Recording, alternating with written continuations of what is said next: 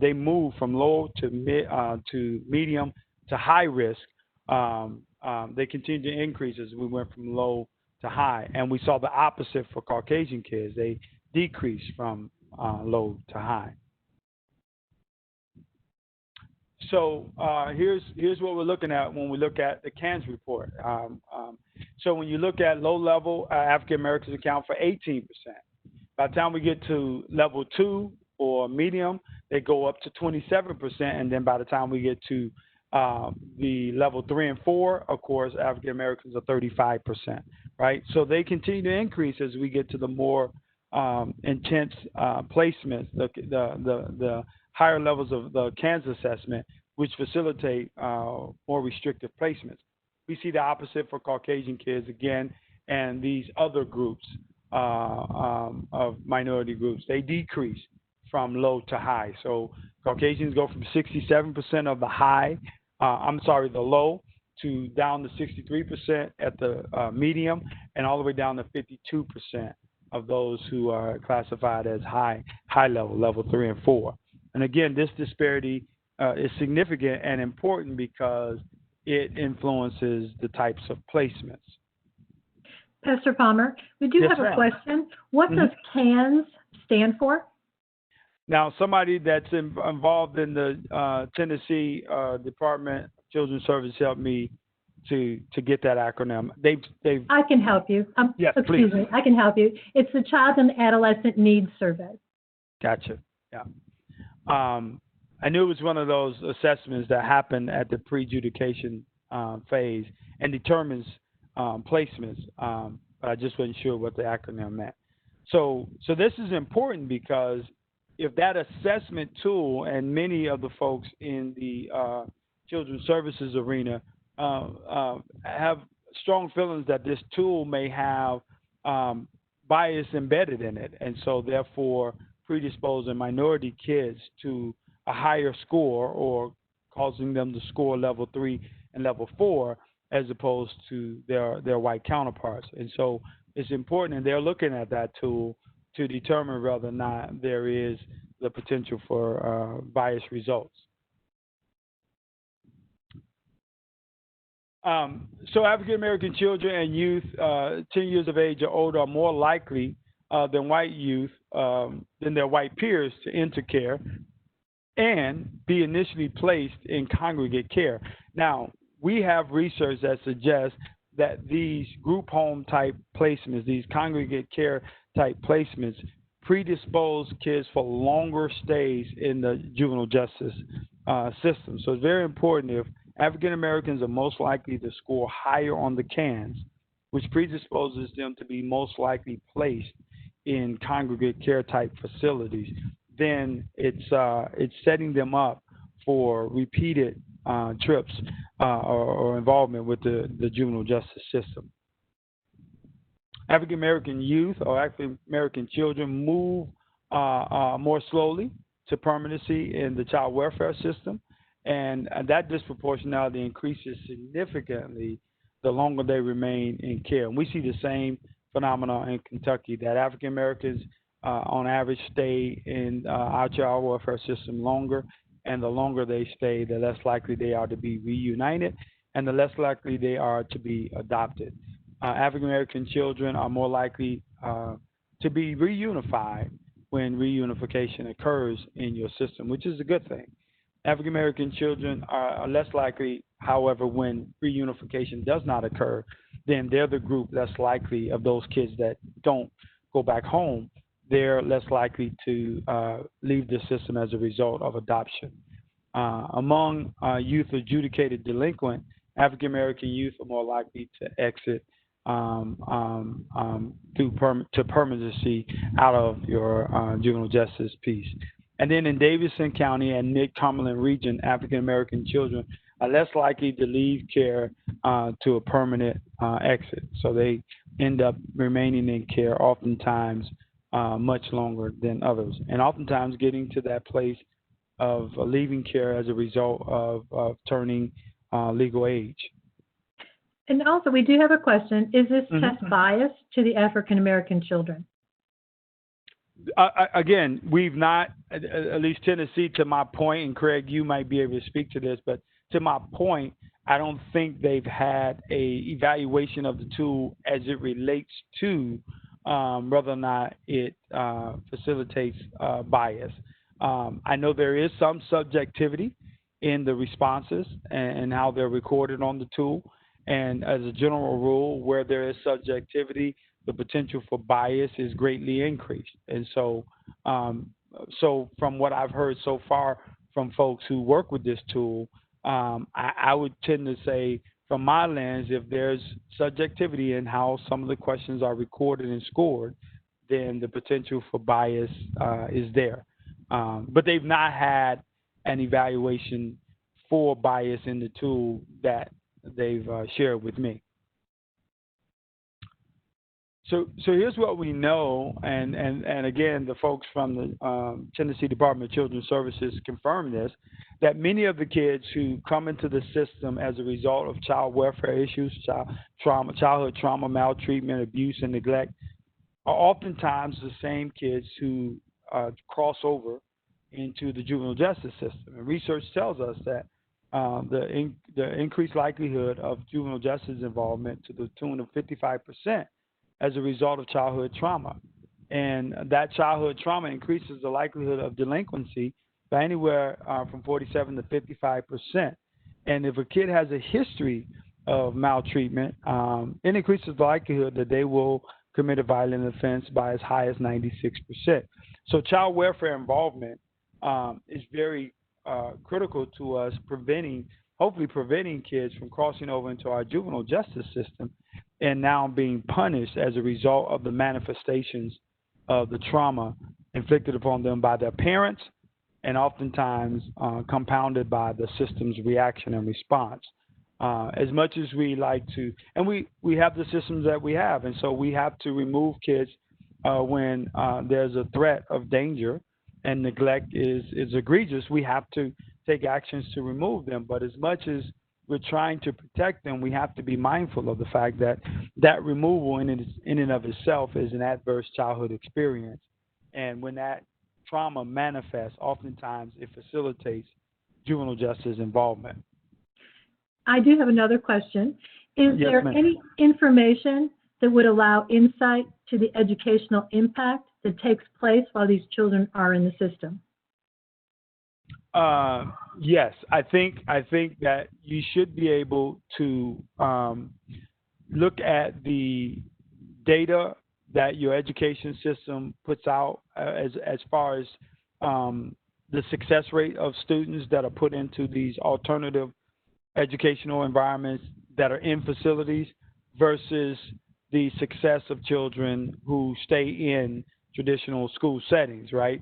The same with alternative programs, right? We can look at the achievement gap from students who are placed in alternative school placements versus those who stay in the traditional school environments and compare the success rate. So I would do my best to try to engage the school system to get at some of this data that reflects whether or not kids are, one, being disproportionately recommended or charged and thereby entering into your juvenile justice system.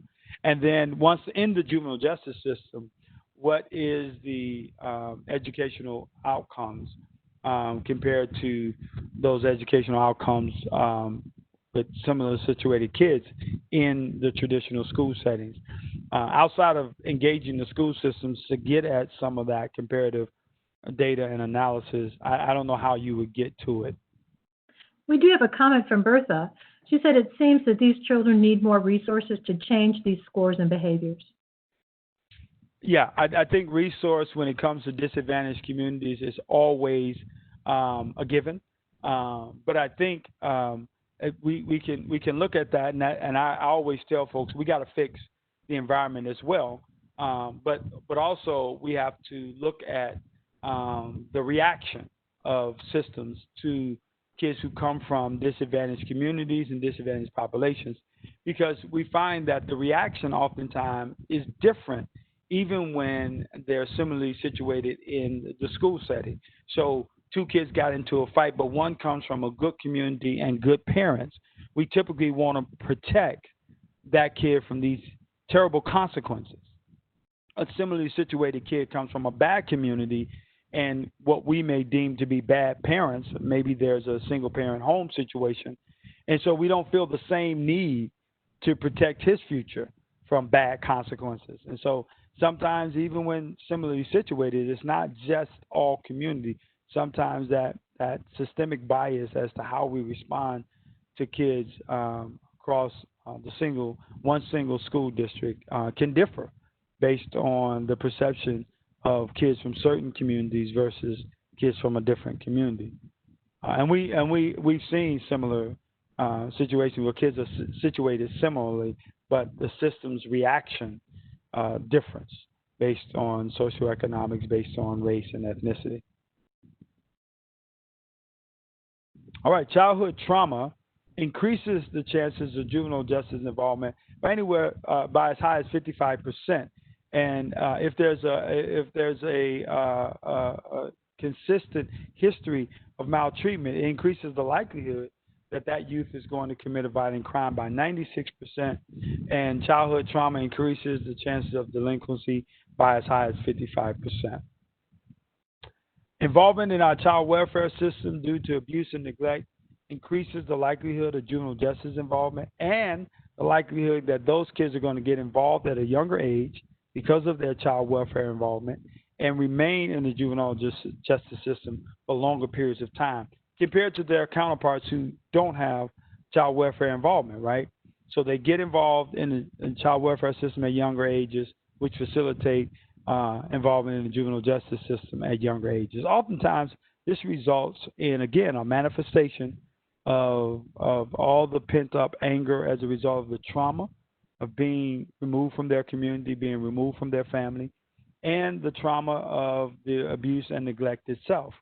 Tough on crime policies, zero tolerance policies, also result in minority kids being given, and those kids involved in our child welfare system, being given developmentally inappropriate sanctions, right? And, oftentimes I'm talking to juvenile justice workers, and they use this adult-like language when talking about kids. And we know from the adolescent brain development research that kids are not wired the same. That executive function is not fully developed until mid-20s. And so here we are expecting 13 and 14-year-olds to take responsibility for their behaviors when they're dealing with oftentimes disabilities, behavioral disabilities. They're dealing with poverty. They're dealing with familial constructs that are oftentimes fragmented. And yet we bring them into an environment where there's zero tolerance, and oftentimes that leads to developmentally inappropriate sanctions. Youth placed in group homes are 2.5 times more likely to get involved in juvenile justice system. And so we had a slide earlier that talked about the likelihood of African Americans ending up in more congregate-like care as opposed to traditional foster home placements. And so as a result of that, that puts them at a greater risk for juvenile justice involvement. And then 90% of the youth that experience 5 or more placements in the child welfare system will enter the juvenile justice system. And I read in a piece of research a couple of years ago that 3 or more placements in the child welfare system places the kid at a greater risk for PTSD than combat veterans. So the more these kids move around our child welfare system, the more trauma is inflicted upon them, and the worse their behaviors will become, which facilitates juvenile justice involvement, which goes on to facilitate adult justice involvement. Black children are twice as likely to be placed in foster home as white kids in this nation, and because black kids are already subject to disproportionate rates of school discipline, and we'll talk about that in a minute, and the criminalization of black kids in public environments and public settings, whether it be just walking through the mall, perceived to be engaged in criminal behavior. Being a foster kid compounds this risk. So nationally, we see the same trend as we move through the juvenile justice system or the youth justice system across this country. About 26%, and African Americans are roughly 12 to 13% of the youth population in this country. And we see there are 26% of youth arrests, 44% of youth detained before adjudication, and 46% of those waived to adult court. 58% of those admitted to state prisons across the country. So again, we see the same trend as you move through the systems from front to back in our system nationally. Juvenile incarceration decreases the likelihood that a kid will complete their high school education as high as 39%.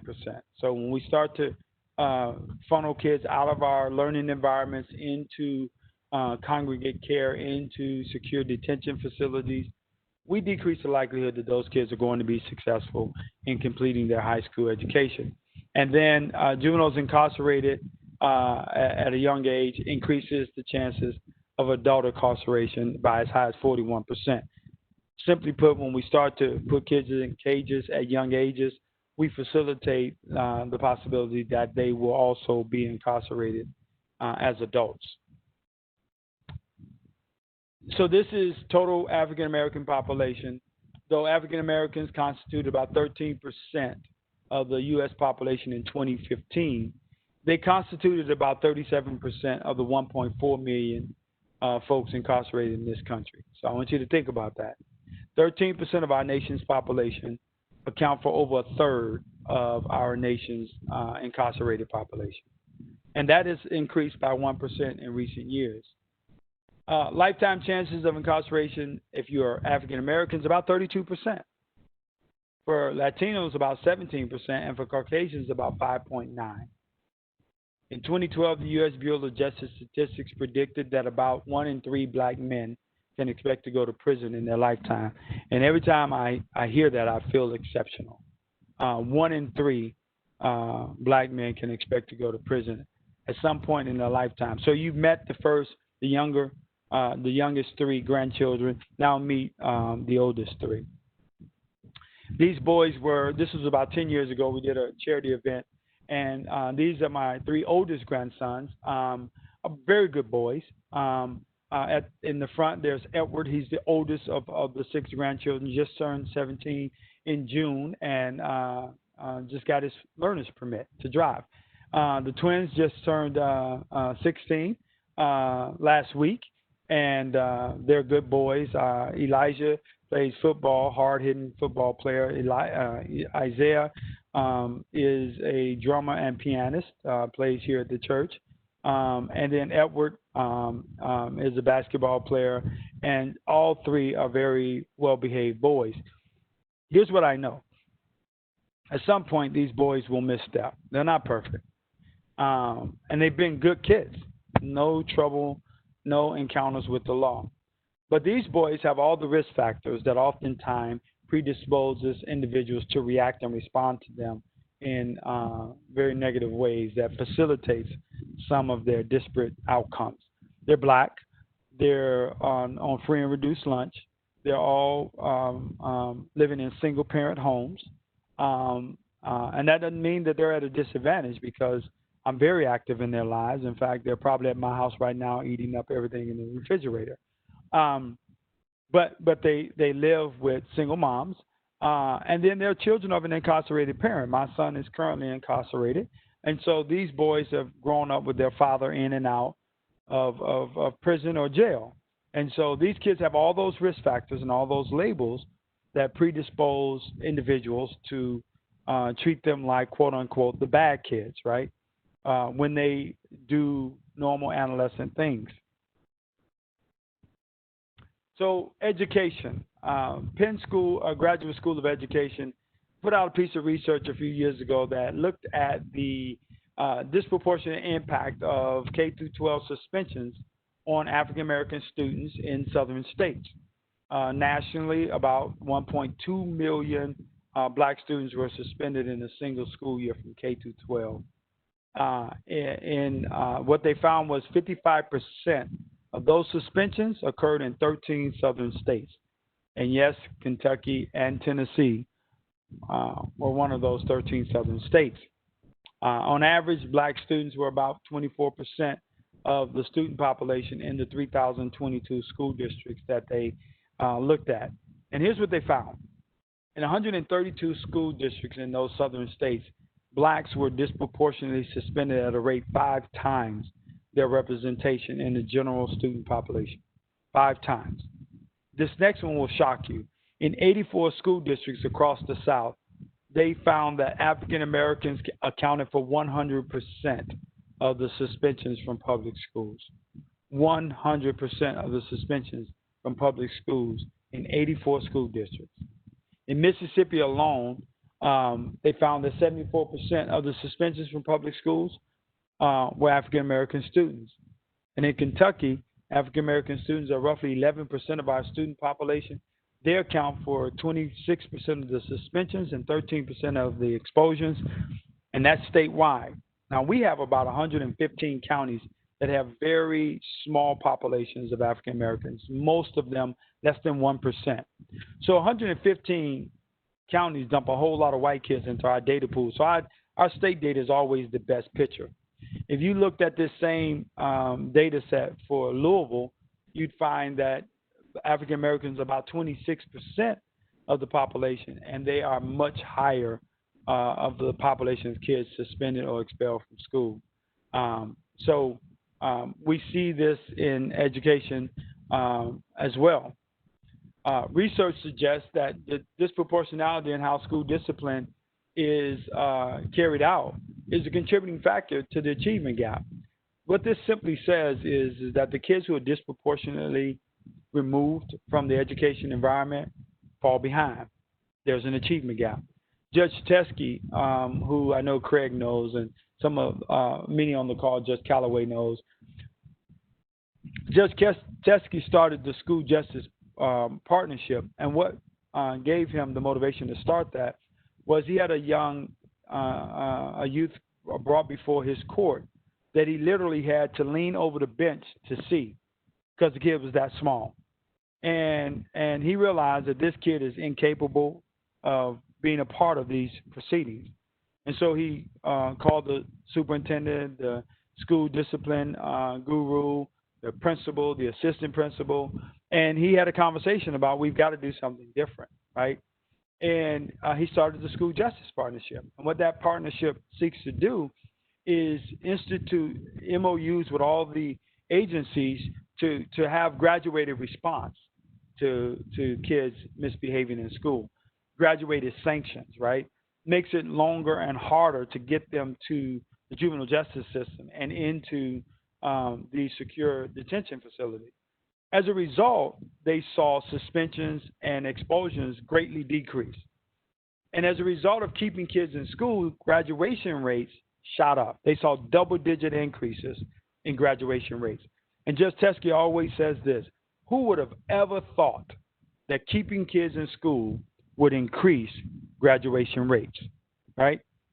Research also bears out a connection between the disproportionate rates in which African American students are suspended and expelled to their ultimate involvement in the juvenile justice system.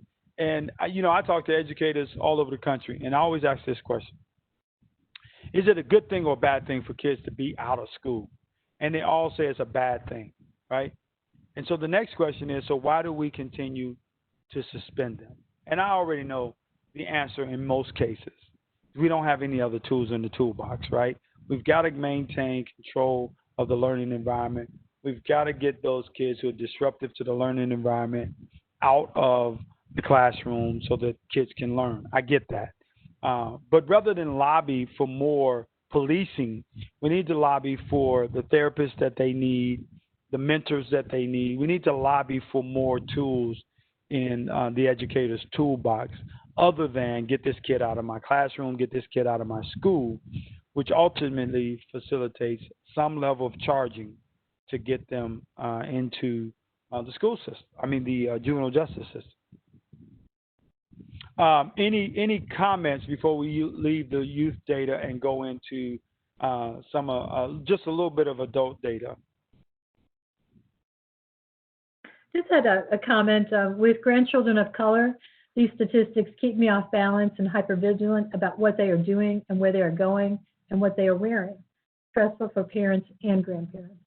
Yes, I agree. We all have to stay hypervigilant on these issues.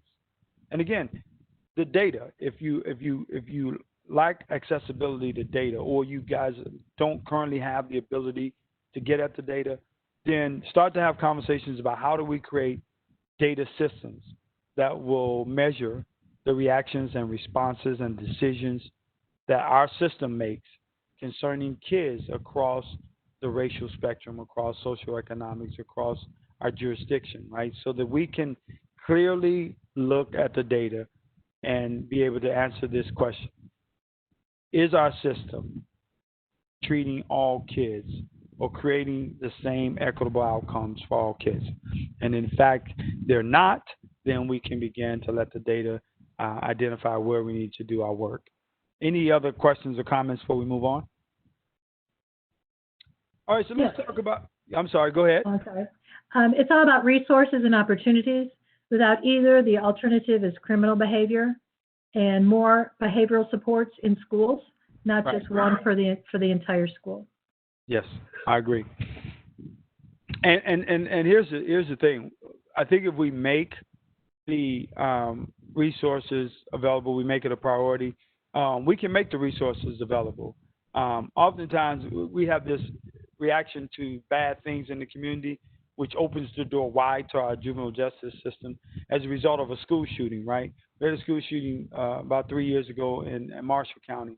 And as soon as we had that school shooting, within weeks, our complaint rate, our incarceration rate shot up. We had done a great job of minimizing and reducing complaints and reducing detention. And then we had a school shooting. And then every kid acting out of sorts was the next school shooter. And we overreacted and we pushed a whole lot of kids. We had an autistic kid put in detention center because he drew a weapon on a piece of paper. And so we have these overreactions out of fear, oftentimes, that facilitates, this increase in influx of kids into our system. And so if we thought about the need for resources as it relates to therapists and maybe even social workers in the school environment, then we can create more in-school options to divert some of this traffic from the juvenile justice system to get them the in-school services that they need. So let's talk about disparate incarceration equaling disparate disadvantages. African Americans as a whole, in the adult prison system, rather, are incarcerated in state prisons across this country at a rate 5 times that of their white counterparts.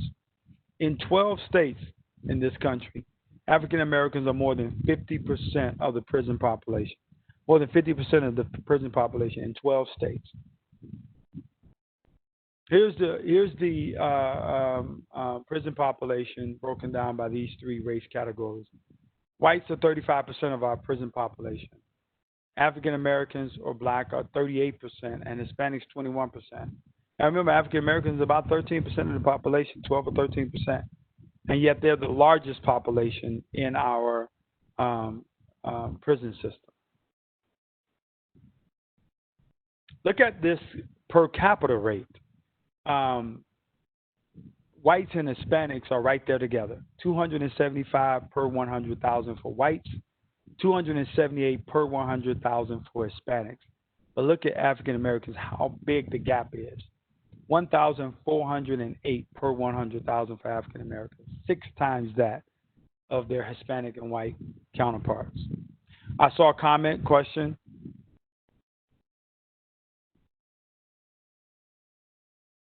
All right, here's what it looked. I'm sorry, go ahead.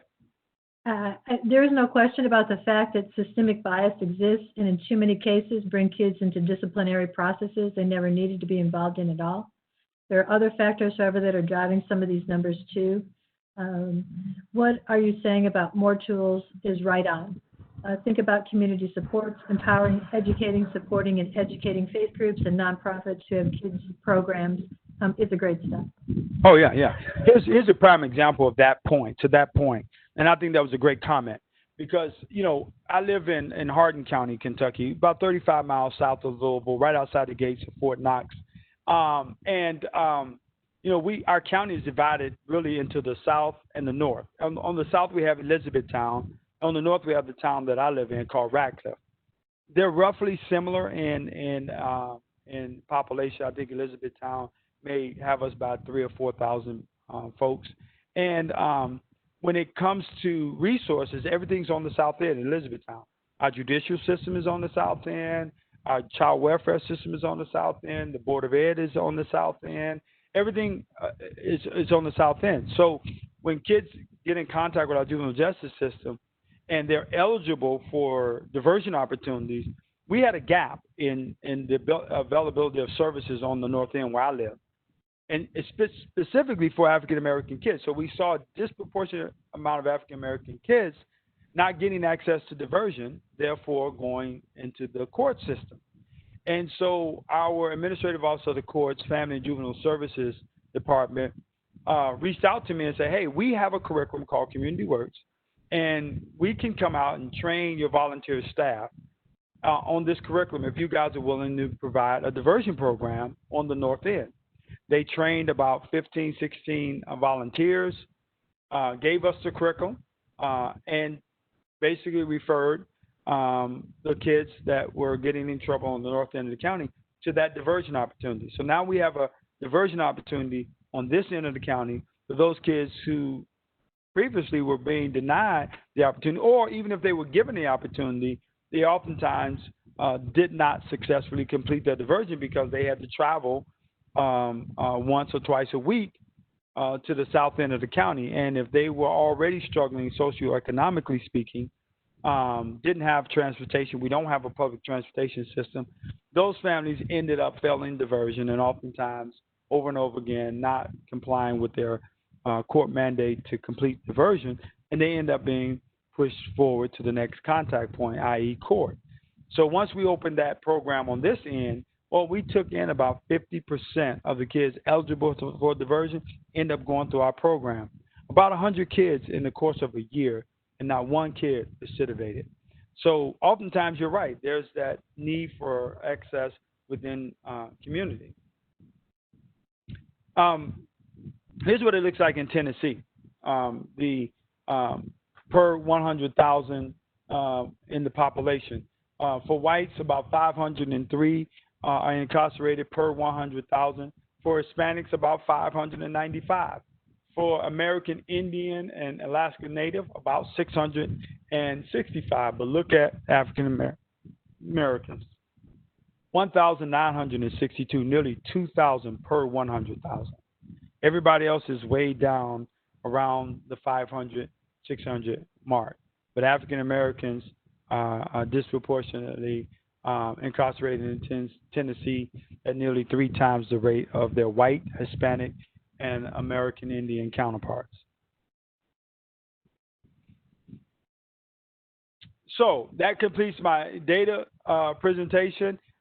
Yes, the silence must be broken around racial and ethnic disparity, but it must be broken with substantive conversation. And that's why I'll always start with some type of data presentation, because we need to look at what's happening with children as they come into our systems, broken down by race, ethnicity. In some cases, gender and socioeconomics also intersect with the racial disparity conversation. The silence must be broken with factual and constructive conversation, and that's why I always challenge jurisdictions to continue to ask questions of your data components, right? Talk to your data people, continue to revise that data collection component to your departments and organizations, because the more we can become factual about what's happening to families, the more we can be constructive in this conversation. And then it's okay to be passionate, but remain productive as we have these conversations. Almost ready for a break. Let me get through a couple more slides, and then we'll get you guys to a break. So I said in our objectives that we would talk about using a racial lens to examine policy and practice. Very simple point to be made when you think about using a racial lens, right? What does it mean? It means looking at our policies and our practice, what we do as an organization, and pull the data as we just looked at data, and determine if we have impact, similar impact across races of people, right? When in fact the data we just looked at, just a little bit of data we looked at from Tennessee, says that we're not having similar impact, right? African American kids are overrepresented in our juvenile justice and child welfare system, right? They have different outcomes, right? And when we realize our system is having differential impact, right, or disparate outcomes, right, revise those policies and practices to remove the potential for disparate treatment. Here's an example of that in Kentucky. So in Kentucky, we don't arrest kids. A complaint is filed. Anybody can file a complaint. When that complaint is filed, it's given to our what we call court-designated workers. They're the diversion arm to our juvenile justice system. Every kid is touched by the CDW's office. They determine whether a kid is eligible for detention at the front end, or whether or not they're eligible for cite and release. They determine whether or not a kid is diversion eligible or not, right? And they have to confer with the judge on release options. They have to confer with the judge. The judge and county attorney has an opportunity to override those diversion opportunities. So that first step is your kid got in trouble at school, your kid got in trouble at the grocery store, wherever they picked up this complaint. A document is sent from the court system to the family. And it basically says appear at the court designated workers office for this initial briefing about the citation. If you don't show up, they issue a second citation. Again, demanding that you appear at this place on this date and this time. Well, we realized as we looked at the data that a disproportionate amount of failure to appear, that's what you get when you don't respond to that second notice. You get a failure to appear. And then a warrant is issued, and that child could be picked up at school and taken to detention until we get the attention of a parent. We saw in Jefferson County a disproportionate amount of failure to appears impacting the African American community. So we looked at the process, we looked at the practice and the policy, right? The policy said you issue these two letters. If they don't show up, you issue a failure to appear. Then we did a little conversation around the identity piece, right? Cultural identity. Let's talk about these people, right? Their community context. Let's understand them, right? And then let's talk about your process. What we developed was, the conclusion Rachel Bingham, who was the head of Family and Juvenile Services, came to was the way she was conducting these initial contacts was not consistent with the way she makes her doctor's appointment. My doctor don't just send me a notice and tell me to be at his office at a certain time. Why am I doing it to these families? So she instituted a policy. You have to call the family, you have to contact the parent, and you have to negotiate. You have to explain the process to her so she's not afraid, and she understands that her kid is going home with her, that we're not going to arrest the kid and take him to jail. And that, we're just trying to get the kid where he or she needs to be. And you make an appointment that is amenable to her schedule. If she's a single parent mom and she's working multiple jobs and she can't really get off, then maybe her appointment needs to be made in between the two jobs. They changed that policy, and we saw a decrease of failure to appears statewide by 40%. Actually, I think about 44%. A decrease in failure to appears. In Jefferson County, where we initially identified the disparity, we saw a single digit, but a decrease nonetheless of about 8 or 9%, right? That was a simple policy change that facilitated a benefit for all populations across our state. We've done similar work around the overriding of African American kids in Jefferson County and in Christian County around the prosecutors and the judges overriding diversion eligible kids. And in Christian County, for instance, at the judicial level, we see a 66% decrease in judicial overrides for diversion. 66% of children that would have been overwritten by the judge are now getting access to diversion, right? And we know from doing a 3-year study on our diversion programs that nearly 80% of the kids who complete diversion successfully don't recidivate in a 3-year period. 40% of the kids that fail diversion don't recidivate. Diversion works, right? And so, so looking at your policies and practices through that racial lens and adjusting them to remove that potential for disparate treatment is what we mean when we say use the racial lens to examine policy and practice, right? Any comments or questions before we take a break and go to break? This is a great interpretation of how to affect change through data. Well done on that policy change. Wow, what a difference. Also, when it says failure to appear also deals with transportation and other events. Right. Can CFSS be helpful in helping parents understand policies and procedures concerning children? Yeah, and I failed to say that a part of that cultural identity. So at the same time I'm having conversations with them about policy and practice, we're having a cultural identity lesson as well to really understand the population that we're serving, right? And one of the things that came out in that cultural identity conversation is accessibility to public transportation, right? And location of your offices. So everybody had to come downtown to this diversion office, right? So not only did we change how we made those appointments, we also changed the location. We took that office and we split it, and we started setting up offices in community. So now some folks who had to get on public transportation or get a ride to get to their diversion appointment can now, to their initial assessment appointment, can now walk to those appointments because we took the locations and put their offices in those community locations and made it accessible to get to some of those appointments. So it was a matter of examining our system, examining our policy, understanding the demographic of people we were trying to reach, stop talking about them, have a conversation with them. And as a result, you know, we were able to make significant reduction in failure to appears. And it's affected all populations. And we've started to see movement in the right direction around minority populations. Okay. We have also one final comment here. Anyone who does not believe that implicit bias or systemic racism doesn't exist should take a look at the data. The numbers are there, and they are real.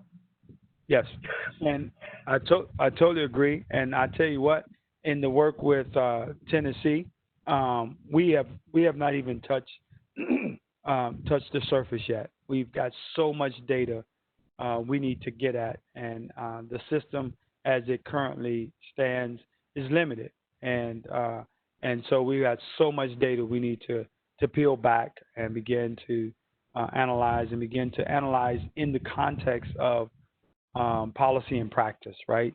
But also in the context of community, and this work won't really start to yield significant results without a partnership between the system and institutions and community.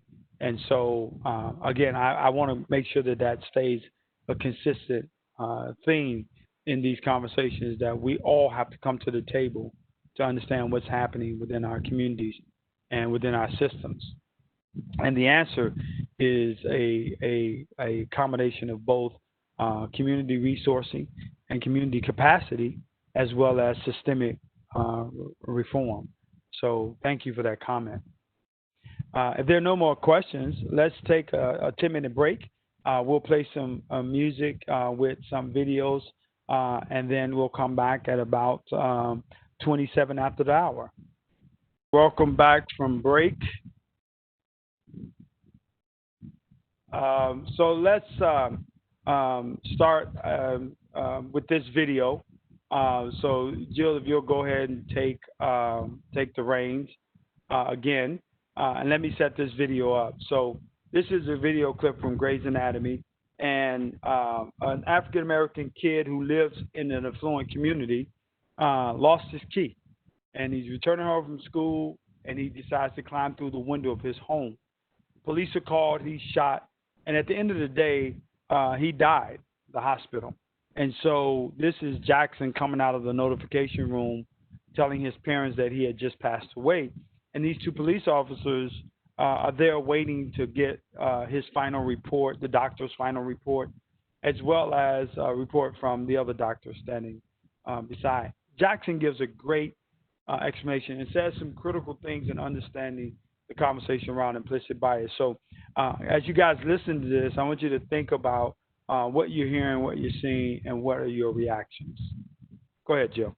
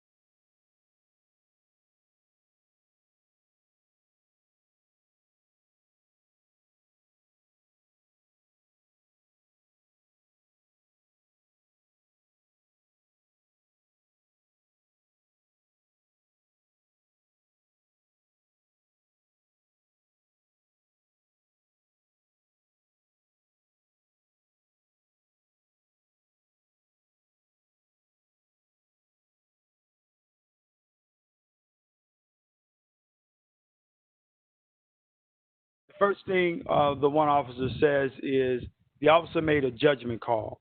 And Jackson responds immediately by saying, there's no judgment in that call, there's just a reaction, right?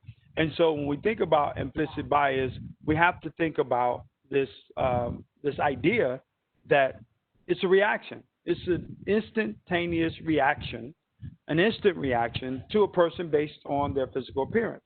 The officer said he made a judgment call. Jackson immediately pushed back and said, there's no judgment in that call. There was no set of facts that you deliberated in that instant. He says there's just a reaction. And then he makes this statement. He says the reaction you give to a white kid in that moment, in that split second, versus a black or brown kid is the measurable difference. In other words, we can measure these types of things, right? We can collect data on every reaction that our system has to black and brown communities versus white communities, poor communities versus affluent communities. We can measure what justice looks like across a given demographic, right? And that's the measurable difference, right? We can look at that data and we can see oftentimes measurable difference, as we saw in the data we just looked at, right? And he says that's the measurable, and he says and fixable, right? Those things are measurable and fixable, right? So once we see and we can quantify the differences, right? We can fix our systems and their reactions to black and brown kids versus Caucasian kids. And the first thing the officer did that was sitting there, his first response was, we're not racist, right? Because again, everyone goes to protecting themselves from that ugly accusation of being a racist. And implicit bias is the furthest thing from actually being a racist, right? We're all biased, but we're not all racist, right? and then he talks about it being fixable, and then he says the only way we're going to fix it is to acknowledge it, right? He says you can fix it. You have protocols in place. You can adjust those, right? Every policy, every practice, right, can be adjusted, right? If the Kansas assessment proves to be have inherent biases in it, we can change. We can get another assessment, right? We can do the Gaines SS is what Kentucky uses, right? There are other assessments out there that we can use that may remove the potential for disparate outcomes, right?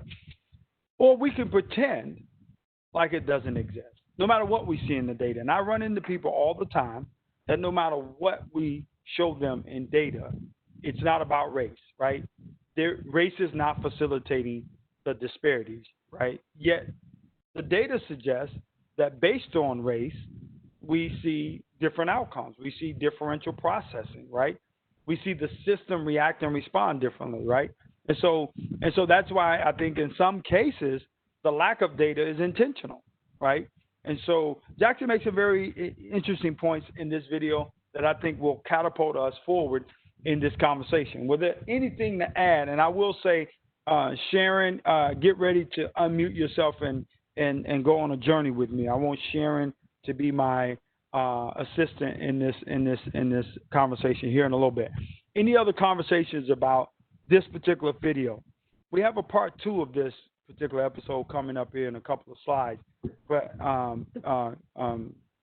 Jill, you can turn it back over to me. But I wanted to know whether you guys thought that there were any other points you wanted to bring out. I believe the police are afraid of black men and boys, but why? Right, and again, we deal with this overcriminalization of black boys, right?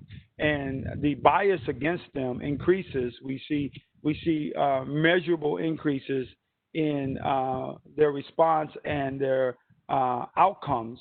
The bigger and the blacker or darker they appear, right? The more criminalized they are. And so you're correct that they have biases or biased reactions to black and brown boys, especially when those black and brown boys are fairly dark and fairly large. Anybody else? Yes. Police have the power. They don't have to use the gun. Just knowing that an officer has a gun puts anyone on high alert. Right. And then also, fear is so powerful. It's a prominent component of life. It can distort and sway our human psyche. Right. Mm-hmm. And fear is, yeah, very much so. Fear is deadly. And can biases truly be changed is a question. Yes. Yes. I'll use one of mine, very clear and vivid and even funny example for some of you all to show that bias can be altered. Anybody else? All right. So get ready, Ms. Sharon Baker. I'm going to use you. You're going to be my co-presenter in this segment.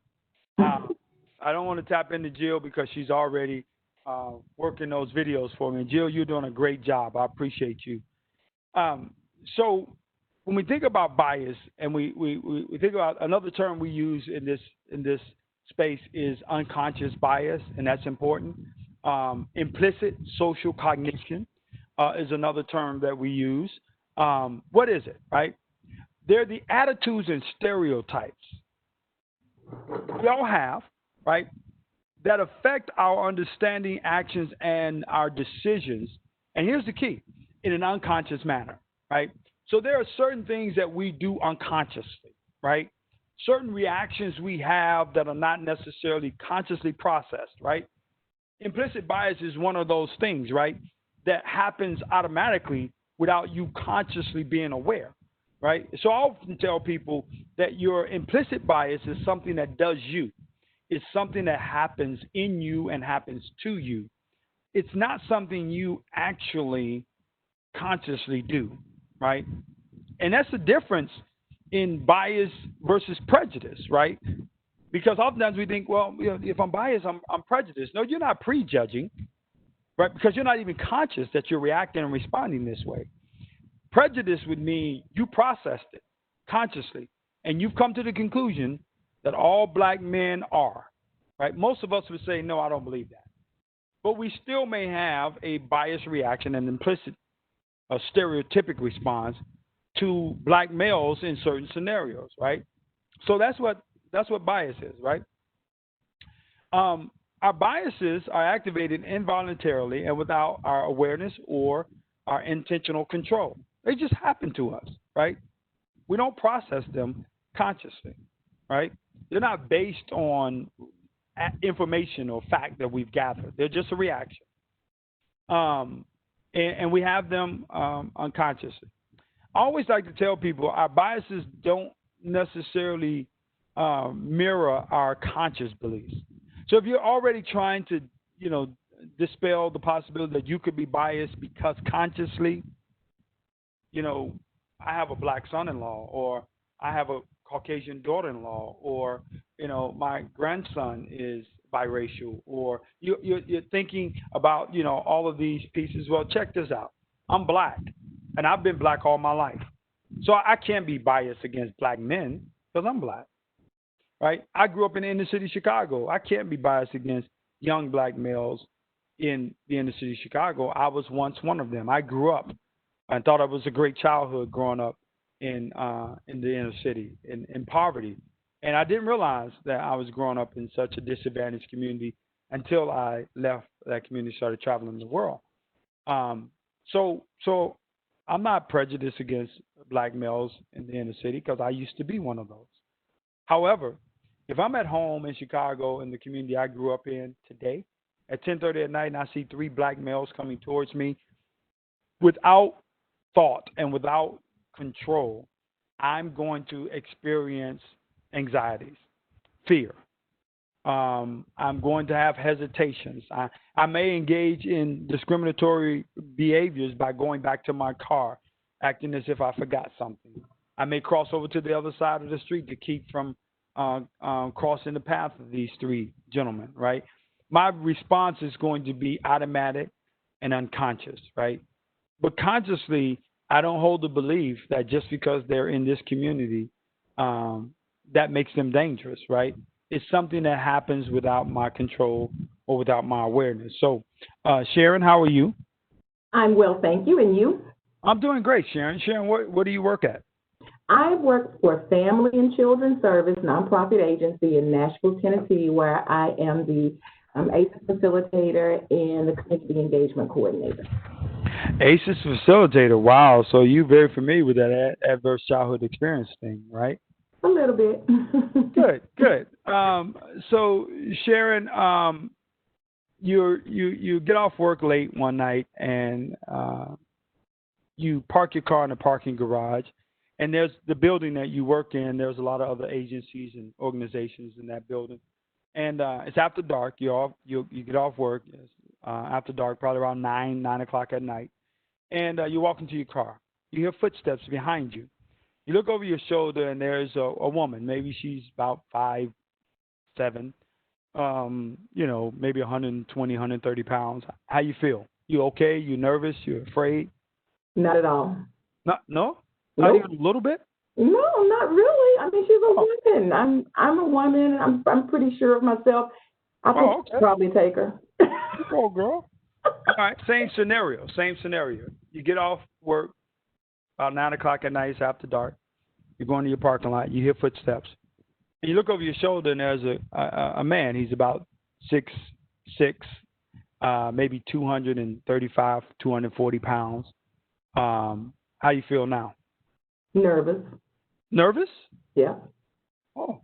Just one last scenario. This individual walking behind you, this male, 6'6", about 235 pounds, he's wearing dark clothing and a hoodie. And at some point, he starts to pick up his pace. Now how you feel? Really nervous. My heart's jumping out of my chest at this point, probably. Wow. What do you do in a scenario like that, Sharon, when you are really nervous and your heart's jumping out of your chest? Well, I mean, what do you do? I'm probably going to pick up my pace, or I'm going to run, or I'm going to get really defensive. If he's way too close, then I probably will try to, go, what are you doing? Or why are you following me? Or, just I probably would get very defensive if I can't run. Wow. Okay. So you don't have mace. You don't carry pepper spray. No, Do you do the thing where you put your keys between your knuckles? no. No. Okay. Yeah. Typically, I get that response. I'm going to grab my pepper spray or my mace or put my keys between my knuckles. But nonetheless, you had a different response. Well, here's what you didn't know, because I knew these individuals. That lady that was about 5'7", about 130 pounds. She was an escapee from a mental hospital about a mile away, Oh, and she had wow. a weapon. She had a weapon, but you were comfortable. You were okay. Oh, my goodness. Yeah, she was a psychopath, and there you were, all comfortable, letting her just walk right up next to you, no problem. And Okay. the guy was actually an attorney in the building a couple of floors above you, and he was going to the gym after work, and so that's why he was in his sweat clothes. And then he only picked up his pace because his wife told him he needed to rush home because one of the kids was having a medical emergency. And yet there you are, Wow. having some, and in some cases you may have a reaction to him that could be bad for him, like pepper spraying him or Right. gouging him with your keys or even Right. calling the police. And Right. if he's black, that could turn bad, Mhm. Mhm. right? Wow. And you don't have any facts. You didn't know that the woman was a psychopath, but yet because of the way she looked and because of her gender, you were Yep. okay. It was You were okay. gender for me. Yeah. The And gender just stuff because the that you. man was just because the man was big and wearing dark clothing, and his behavior was frightful to you, Mhm. you had a different reaction, right? Right. That's what our implicit associations do to us. They instantly give us some context. They fill in missing data. They tell us there's a reason to be dangerous, as opposed to there's a reason to be okay, right? And we'll talk about this a little further, and we'll keep using this example a little further. Thank you, Sharon. I appreciate you. Thank you. So our conscious beliefs are not the only influence over how we behave and how we respond to people and the decisions that we make. There are many in the field of psychology that believe that your unconscious bias, your unconscious beliefs about people and individuals have a greater influence on your feelings and your decisions and your actions. So simply put, our biases are the internal lens that, in an instant, they interpret for us what or who we're seeing. Like, without thought, Sharon's bias, her affinity bias, and we'll talk about that a little bit, but her affinity bias said that the woman was okay, and she was the psychopath. But her affinity bias said, "Oh, nothing to be afraid of. She's a lady like me." And but her implicit association with the man said just the opposite, right? Danger, danger, right? And so these biases are that internal lens that interprets externally what or who we're seeing, right, for us in an instant, right? And these associations that we have, they develop over the course of our lifetime through messaging, right? Through direct and indirect messaging, right? So I want you to think about that last statement as Jill gets ready to play this next video, which is the second half of the Grey's Anatomy video. And Dr. Bailey goes home and she feels the need to have a conversation with her son. And so in this video, her and her husband set her son down and they're having a conversation, right? And I want you to look at this video, and as you look at it, I want you to think about that fact that these biases, this internal lens, is given to us in our early childhood development stage through direct and indirect messaging. And most of us would agree that the primary source for direct messaging in early childhood development is our parents. And so here's a set of parents messaging their child about policing. Go ahead, Jill.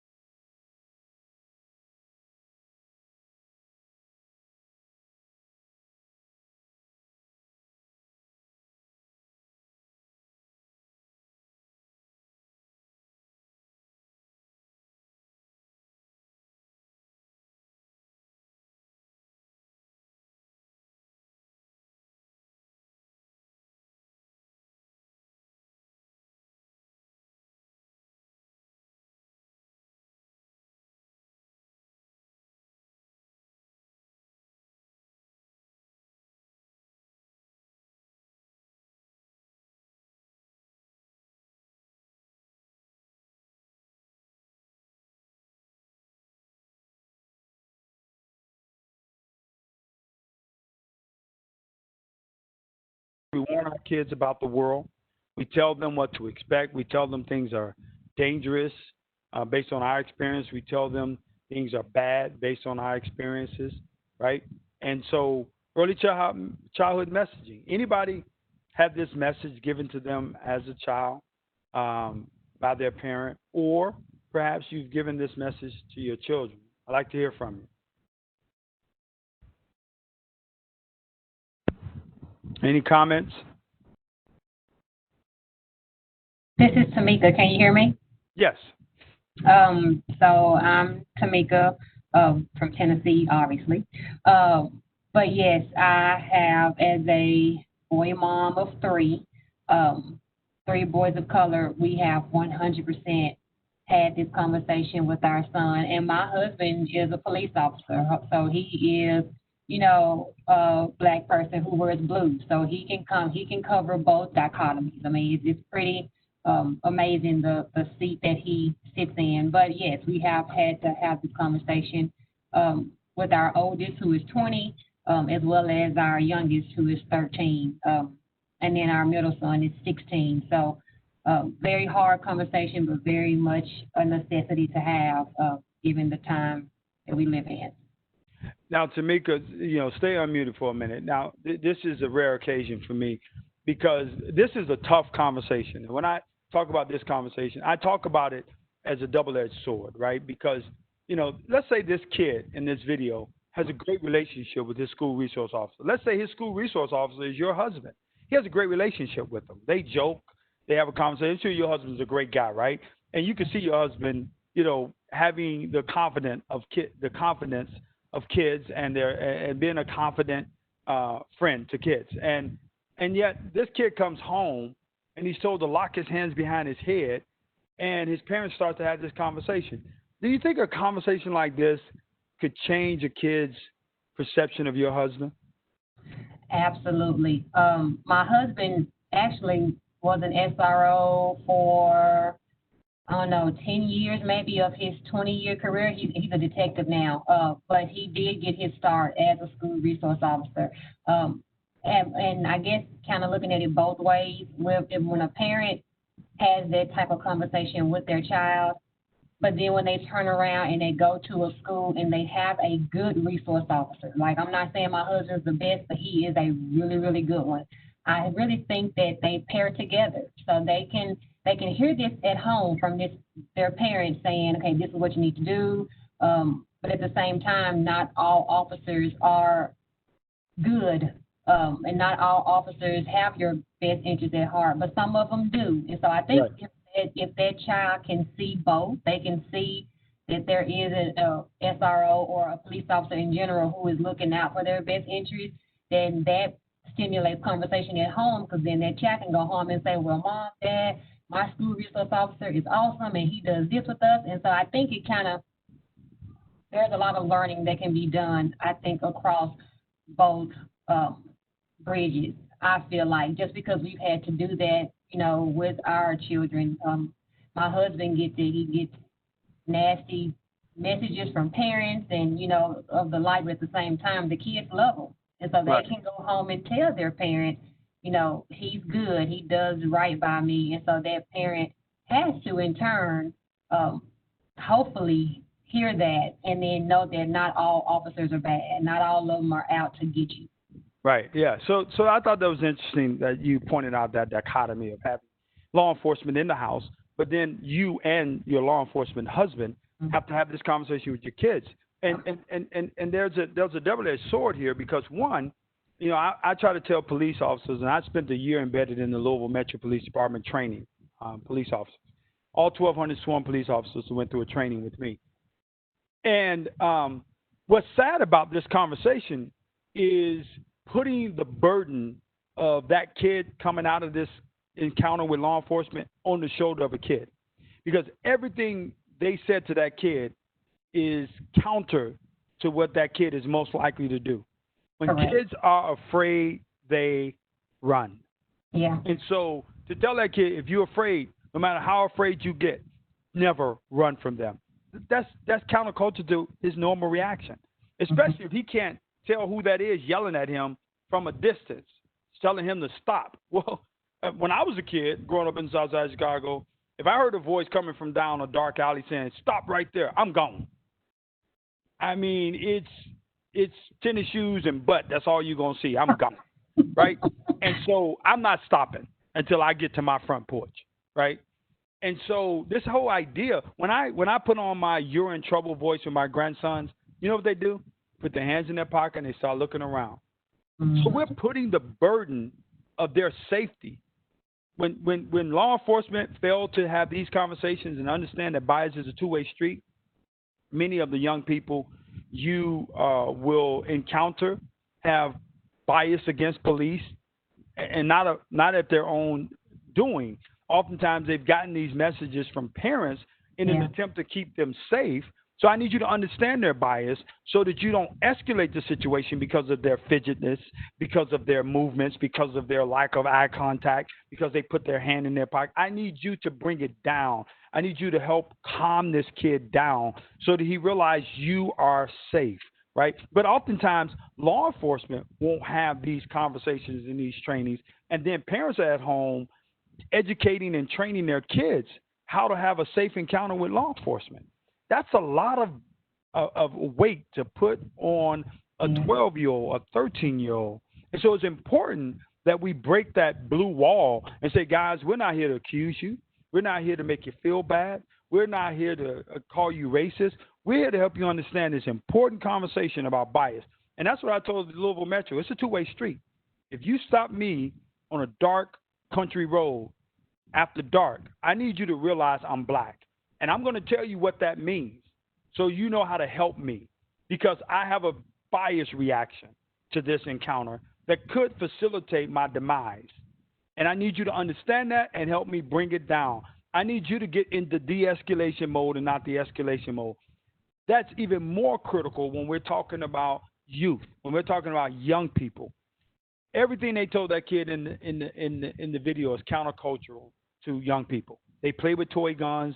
They run from danger, right? They run for danger. You ask them a question, they have the answer. They're quick to answer, right? And so everything they're telling this kid, he's less likely to do and most likely to do the opposite, right? And why does the child have to bear the burden of getting home safe, right? So very important conversation that we have. But messaging from our parents, both direct and indirect, starts to formulate that internal lens, starts to give us a view of the world, right? So let me introduce you to my parents. My parents, thank you, Tamika. My parents grew up in the 40s and 50s in rural Arkansas. You guys are not too far from Arkansas. If you leave Memphis, you're probably 45 minutes to an hour from the town I was born in, Blytheville, Arkansas. I was born right there in Blytheville. Yeah. And my parents moved to Chicago when I was less than a year old, before my first birthday. They moved to Chicago. And so every once in a while, I'll go back to Arkansas to visit the place I was born. They're in Chickasaw Hospital. But they grew up in the 40s and 50s in rural Arkansas. So you know what the environment was like. You know what Jim Crow looked like in the 40s and 50s. You know that grandma gave them serious instructions when going to town about not looking at white people in the eye. Don't argue with white people. Don't debate with white people. Don't look at them white girls. Don't be whistling at nobody, trying to holler at anybody. You know, they gave them specific instructions, right? And they were called all kinds of names and mistreated in very intentional and direct ways. You know how it was, right? These are the people who are messaging me now about the world. Now, they're messaging me from their experience, right? And so they told me some very clear and very intentional things about white people. Stay away from them. Don't trust them. Don't argue with them. Don't look them in the eye. You answer them, yes, sir, yes, ma'am. And you try to get out of their presence as soon as possible. Avoid them at all costs. All these kinds of things, right? And they were very explicit about white girls, because when I got to high school in Chicago, your middle school and your elementary school is pretty segregated to your community. When you got to high school, you went to other schools. So when I went to high school, they knew I was going to be in a very diverse population. And so the messages began to change a little bit. And they kept telling me, stay away from the white girls. Do not try to date a white girl. When her father finds out, it'll be rape, and there'll be no defense for you. When they accuse you of something, you're in trouble, right? All my life. So here's how it affected me later on in life. I'm in my 40s, Christy, and in my 40s, I could get on an elevator, and Christy, you could get on the same elevator, and I would have a panic attack. I would just imagine every movement that you made as a prelude to an accusation. You clutch your purse because you're about to accuse me of attempting to rob you.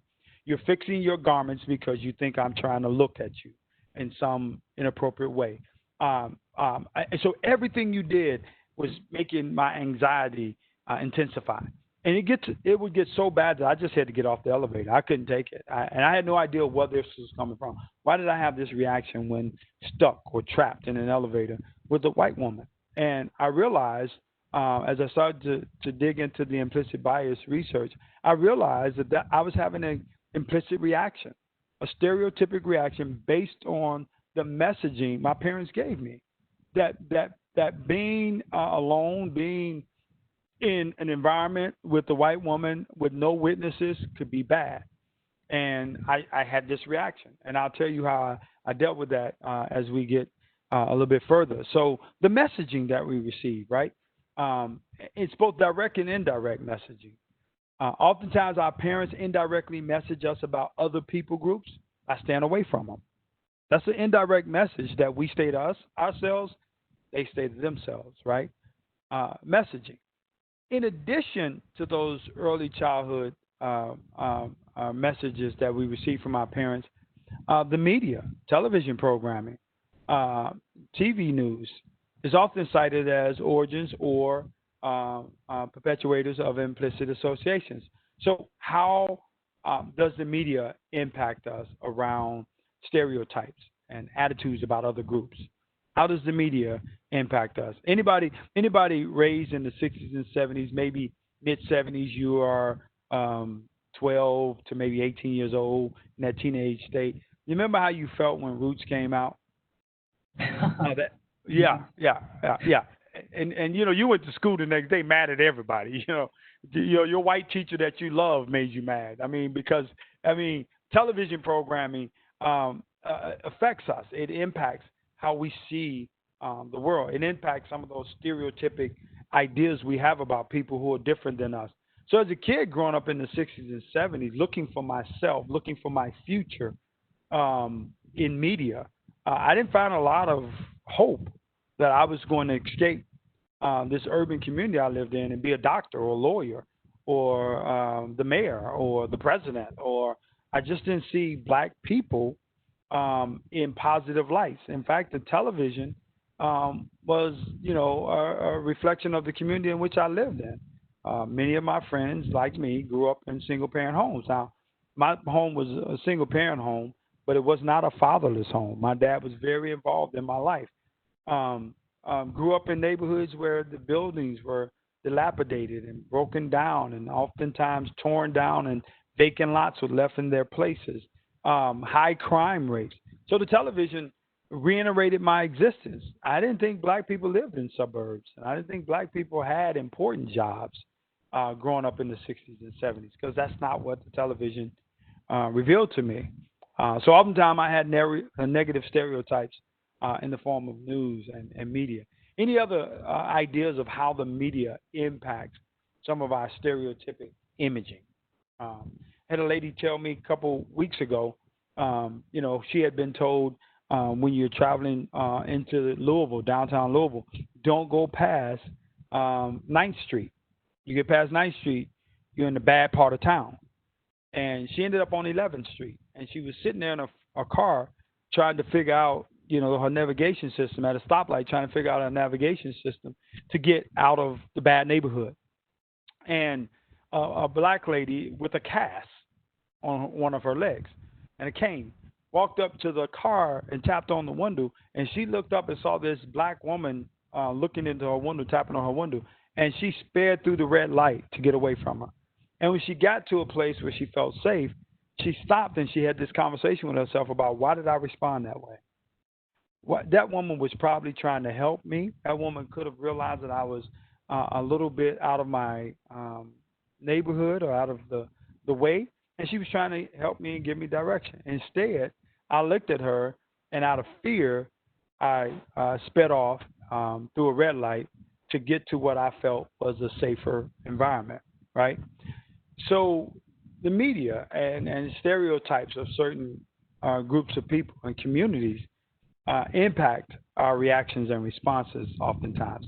Any comments, any thoughts about this particular piece? I've got a couple examples to show you.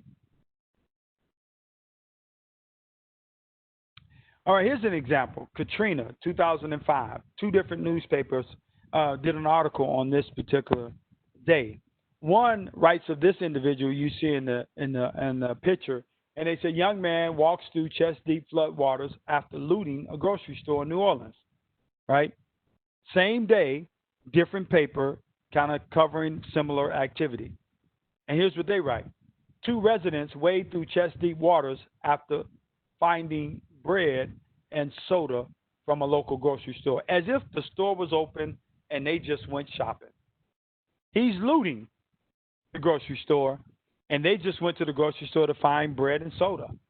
And he's a young man, and they're given the benefit of being two residents, right? How we characterize people in media impacts our bias. We often show, now this young man is doing exactly what they're doing, trying to survive until somebody comes and rescues them. You can tell by the depth of the water that these were some of those pictures. These folks were some of those people we saw on rooftops or on the top of vehicles waiting to be rescued. And for some reason, they needed to get down and go find food. And the chances are the grocery store that they're accused of finding food and looting was probably destroyed by the floodwaters. Who knows? That stuff they have in their hands could have been floating in the water. But the newspaper decided to call him a looter and call them residents just trying to survive, right? How the media depicts us in some of these articles are interesting, right? I remember seeing two different articles. This was going on at the same time. A white guy out west killed his entire family, killed them. Wife, beautiful kids, killed them. And all the pictures showed him and his family together, happy. They talked about how he was a Sunday school teacher. They talked about all these great things that he did and how shocking this is, and it must have been mental health and on and on and on. At the same time, a black man was on trial because he caught a man trying to rape his daughter and killed him. And they talked about his prior criminal history, and they vilified this man and made him seem like this man who was just a criminal and needed to be put away. And all he was doing was responding to seeing a man attempting to do harm to his child, and yet he was depicted in very negative and very stereotypic ways. And so the media impacts oftentimes those stereotypes and attitudes that we have about people of different race and ethnicity, and even sometimes by how we feel about whole communities. So as Jill takes control again, I'm going to show you in these next two videos, and we're going to have some conversation in between each video. But I'm going to show you in these next two videos how in commercials the media kind of presents folks in very stereotypic ways. So let's have some conversation on the back end of each of these videos. So Jill, if you'll go ahead and cue the video up, and let's look at both of these videos and think about how the media kind of stereotypes folks and how they present them.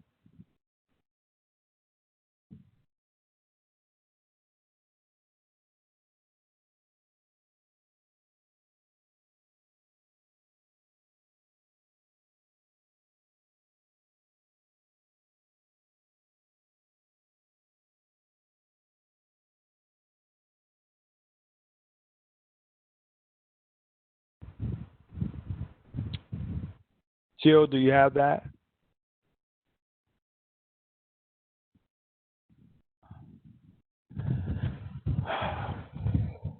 Christy, can you guys hear me? Are we still broadcasting? Yes, we can hear you. Yes. Yes, we can hear Okay, you. so all right, just wanted to make sure it wasn't on my end. Jill, can you cue up that next video? I'm working on it. 1 second. All right.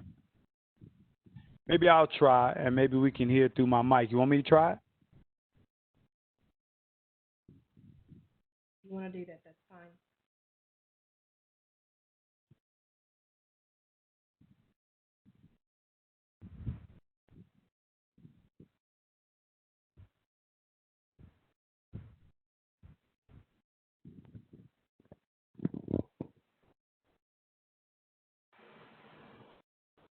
What? I can pour this champagne on my phone and it still work. What? Yeah, look. Kenny, I'm about to put you in a fish tank. What? That's crazy. That phone can't do that, Max. Yeah, I have another. What? The new water-resistant Galaxy S7 Edge. Did you guys hear that? Yes. You guys heard that? Great, great. So when you look at that video, what do you think about how they were cast? Do you see intelligent? Do you see employed? Do you see educated? I mean, what do you see in that particular video as it relates to stereotypic imaging? I know when I first saw it, I wasn't at all happy with it. I think that it depicts people who look like me in very stereotypic ways. When I did training with the Louisville Metro Police Department, they said if they saw someone dressed in that attire with multiple cell phones on them, they would think drug dealer. And yet in the video, Lil Wayne says to his friend, "Here, have another," right? Very stereotypic in the way they were kind of presented in that particular video. What do you guys think? Thoughts? Anybody had any comments on that video?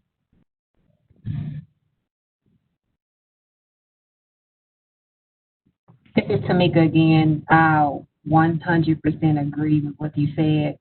On the flip side, however, I think that they need to take some kind of accountability, because at the end of the day, they could have said, acting this way will make me seem like fill in the blank, or make me look like, and I refuse to Lower myself. And Yep. so I think that it kind of goes both ways. It makes us look bad, but he chose to take on that role. Yeah. Not very flattering at all, right? And very stereotypic, right? So someone that does not know who these individuals are, and already have a bias towards urban rappers, whatever you want to call it, whatever stereotype you see in that commercial, this video comes along and it goes, yep, that's how they are, right? In the entire video, they were trying to destroy that phone. They were being very destructive, very irresponsible with something that was very valuable, right?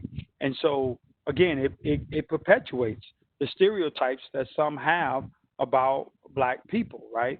About people from the rap culture, about young urban folks, right? And so, same company, different commercial. So let's look at this one and let's compare it and contrast it to the last Would you like me to share this one, Pastor? one. How well was it through my mic? Was it okay? I thought it was, but Huh? mine was okay, but the video was a little choppy. Okay, well, go ahead, Jill. You can take it. If you got the next one queued up, go ahead and take it and cue it up, and let's listen at it.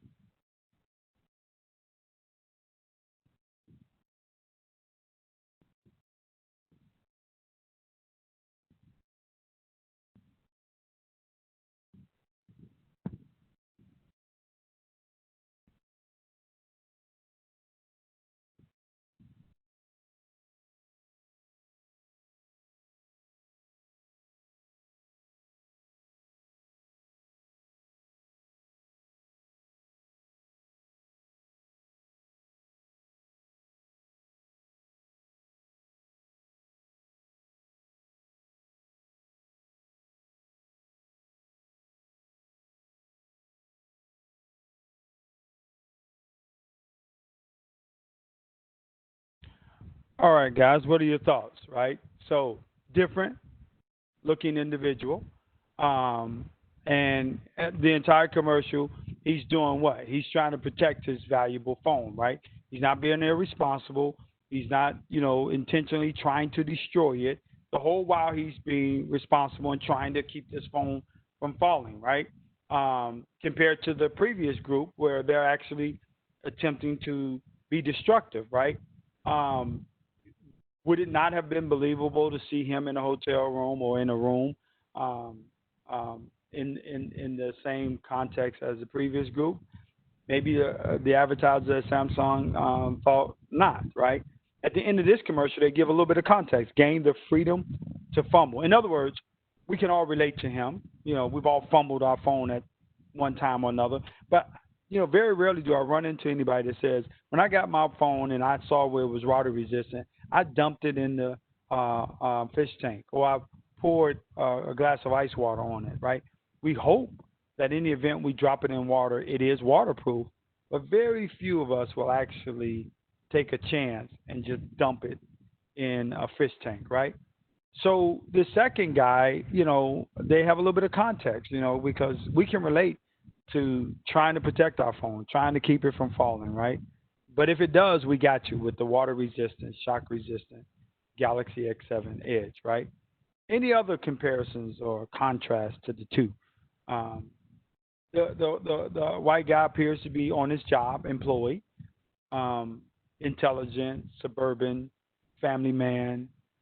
Just the opposite. You're left to kind of wonder, who are these three guys in the I don't know if it's a hotel room or their home. I don't know, but who are these guys and why are they in this nice house or hotel room and why are they being destructive? And there's a lot of unanswered questions that oftentimes will lead to one's bias kind of categorizing them. Very few people who don't know them would assume that they were millionaires or very smart and very intelligent business individuals, as Little Wayne is noted to be a very smart businessman.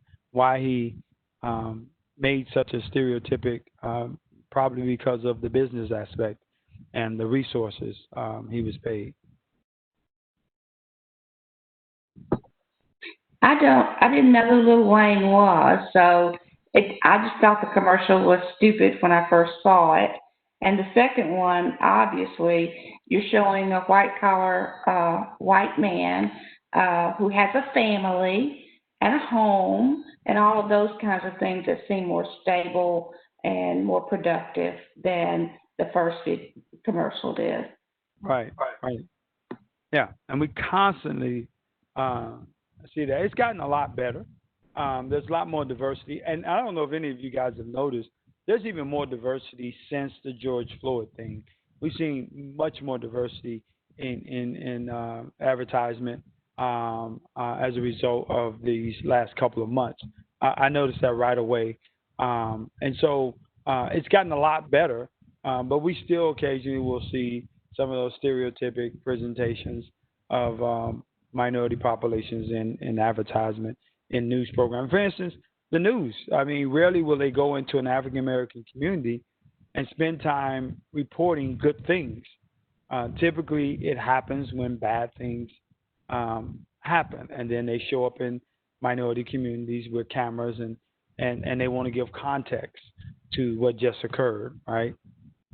And that's why people kind of have this idea of black on black crime, right? Because the only time they see a black person involved in crime is oftentimes when it's been perpetrated one black person upon another, right?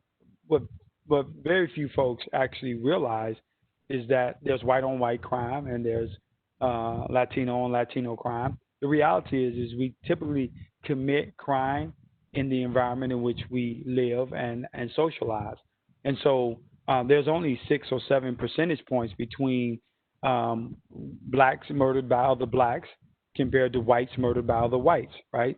They're almost killing each other at similar rates. And so, but yet, people are quick to point out, black on black crime. Well, that's just a social reality that people commit crime. Bernie Madoff, he killed a whole bunch of, he robbed a whole bunch of rich people, predominantly white rich people, right? Because that's the environment in which he operated. So when he committed his egregious crime, it was against people who looked like him, who lived in similar situations as he did, who worked with him, right? He robbed the people that resembled his social environment. So implicit bias are those mental shortcuts to judging or categorizing people, right? Our implicit bias helps us to categorize people in an instant, right? These mental shortcuts create blind spots that prevent us from seeing vital pieces of a person's life experience, right? They hide the facts from us, right? Like in the parking lot, right, Sharon? They tell us the woman is safe, which was a lie, and they tell us that the man was dangerous, which was also a lie, right? So these mental shortcuts kind of hide us from blind spots. We don't really have all the facts, but we're jumping to a conclusion nonetheless, right? These mental shortcuts, we all rely on these cognitive shortcuts to do a few things for us. One, we rely on them to filter information that we receive. They become a filter for information that we receive. They help us to fill in the missing data, right? They tell us what we don't know, right? They give us very strong responses to information we don't really have, but yet we feel that this information is valid.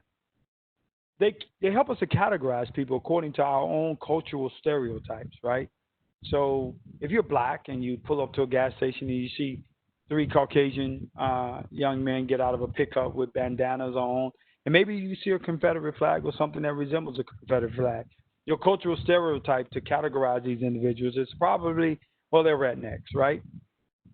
If you're white and you see three black males get out of a Chevy Caprice with 22s and heavy bass and baggy blue jeans, right? You typically say thugs, drug dealers, right? Because those are our cultural stereotypes.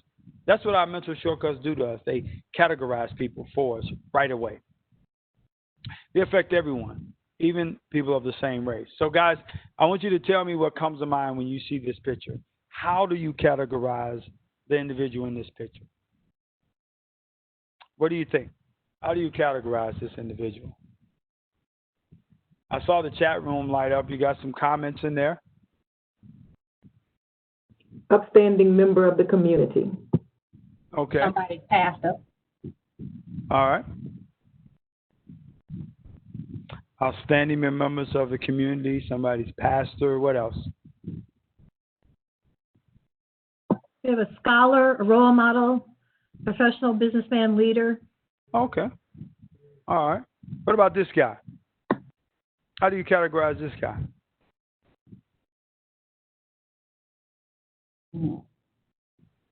Scholar, businessman, politician? A loner. Loner? Suspect. What? Suspect. Suspicious. Okay, suspect. Okay. Scary. Scary. All right. We have druggy. Druggy. Shady type. Shady. Yep. Homeless. Homeless. Someone in trouble. Someone in trouble. Hiding. Hopeless. Hiding. Hopeless. And what does this picture reveal to you? Is that the same person? Yes, that's the same person. Now, here's the question. What happened? What happened from the top to the bottom? What changed? Clothing, posture. Posture. Mm-hmm. And let me ask you a question. Where did the interpretation of the change occur?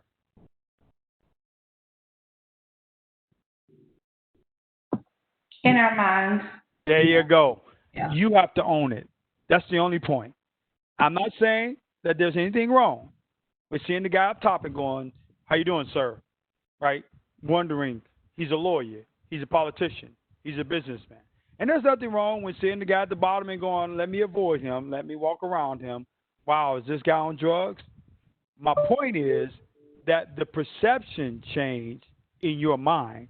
His personality didn't change because his clothing did. His personality didn't change because his posture did. What changed is your perception of him based on his posture, based on his clothing. And that's okay as long as you own it as being internal and you don't project it onto him. Because that's what George Zimmerman did to Trayvon Martin. George Zimmerman decided that this black kid in this hoodie, in this gated community, this time of the evening should not be. There's something suspicious about this. There's something wrong here. And George Zimmerman couldn't talk himself down. So suspicion led to pursuit, led to engagement, and ended in the death of a child. The death of somebody's baby. Because George Zimmerman didn't know how to control his own perception. And when they came and pulled that baby's body up off the ground, all they found on that child was Skittles. No stolen property, no window fragments from breaking someone's car window, just Skittles. All because George Zimmerman didn't know how to deal with his perception. Whatever you think about this character at the bottom, you own it. Don't make it his responsibility. Don't project it onto him, right? Don't feel the need to call the police and have them come and possibly this ends bad for this character. There's nothing criminal about what we see in this picture. Now, is there criminal perceptions in our mind? Sure. What is he up to? Why is he here, right? That could be me leaning against that building, which is right outside my door here. That could be me. I changed clothes because I'm going on a run, and I'm actually got my earpiece in talking to my wife before I take off on my run. And somebody sees me leaning against that building and call the police, and it goes bad from there, right? And now you feel bad because you called the police, right? Well, the point is that your perception is just that. It's your perception. And you have to own it, right? You have to own what you perceive and deal with that within yourself and not necessarily make it his problem. Again, as George Zimmerman did to Trayvon Martin, right? His suspicion of Trayvon Martin ended in his death, right? We see a similar situation in Ferguson, right? We see a similar situation in New York, in Baltimore, right? Where, these things escalate relatively quick because of one's perception of someone as being a threat or being criminal or having criminal intent when it's the same guy. And I can suggest to you his personality didn't change because his clothing changed. All right, any comments before I move on? All right, let's take an instant association quiz. Here's what I want you guys to do. I want you guys to pull out a piece of paper and a pen, and I'm going to say some things really quick. And I want you to write down the first type of person that comes to mind: white, male, female, Hispanic, black, whatever you think of. The first type of person that comes to mind. We're going to do this relatively quick, and we're going to have a little bit of discussion about your answers. Now, in a scientific environment, when they do an implicit association quiz, they'll give you a little thing that you push a button relatively quick. They'll set up the parameters, and they'll say, when you see this photo, if you think this, push the button really quick, right? And they're gauging and measuring the quickness in which you push the button and your implicit response to whatever they presented you with, whatever photo they presented you with. We're doing the same thing, but we're doing it in a less expensive way. So, as I call out these things, I want you to write down the first thing that comes to mind, okay? Here we go. First type of person that comes to mind. What type of person comes to mind when you hear government? What type of person comes to mind when you hear CEO? What type of person comes to mind when you hear medical doctor? What type of person comes to mind when you hear law enforcement? What type of person comes to mind when you hear urban? What type of person comes to mind when you hear suburban? What type of person comes to mind when you hear subsidized housing? And what type of person comes to mind right away when you hear drug dealer? All right. So let's talk about your responses very quickly. What do we have for government? What type of person comes to mind when you hear government? White male. White male. White male, white male. What else? White male. Black male. Okay. What about CEO? White male. White male. White male. Okay. What about medical doctor? White male. White male. Black female. White female, black female. What else? Starts to change a little bit when we get to medical doctor. What about law enforcement? White male. Black male. Black male. That was Tamika, no doubt, right? Oh, I said white male. Oh, okay. Margaret said black male. All right. What about urban? Black. Black youth. All right. What about suburbs? White. White women. White Anybody say black? All right.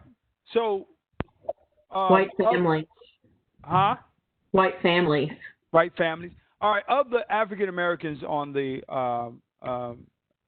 sample group of the target group here, who lives in the suburbs? Tamika, you live in the suburbs? I'm in a rural city, but I am maybe I think it's 2 black families that live on my street. And for the first 10 years we lived there, we were the only black family that lived on my street. So you would consider your community to be suburban, rural kind of, right? Correct. And you said, when I said suburbs, you said black? Oh, no, I said white. Right. So you're black, and you don't instantly associate black with the suburbs, even though you live there. Here's the point. The point is this, that because we don't associate black faces with certain communities, we could be George Zimmerman. We could see black kids congregating in our community, even though we're black, and we can go, whoa, what are they up to? Wow, that's strange, because our instant association with our suburban neighborhood, even though we're black, is not black kids. And so we could possibly take a double take, or maybe for an instant think that something is remiss, something is suspicious, because that's not our instant association, right?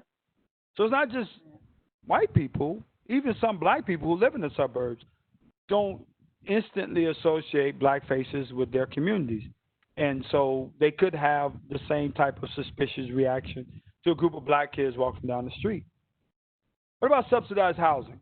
Anybody say white males? No.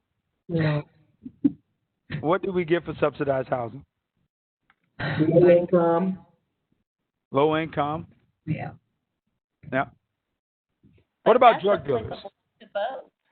That's applicable to what now? That's applicable to both male, white male, and black male, because I put both because it depends on their social economic status. Yeah, I agree. Yeah. Yeah. What about drug dealers?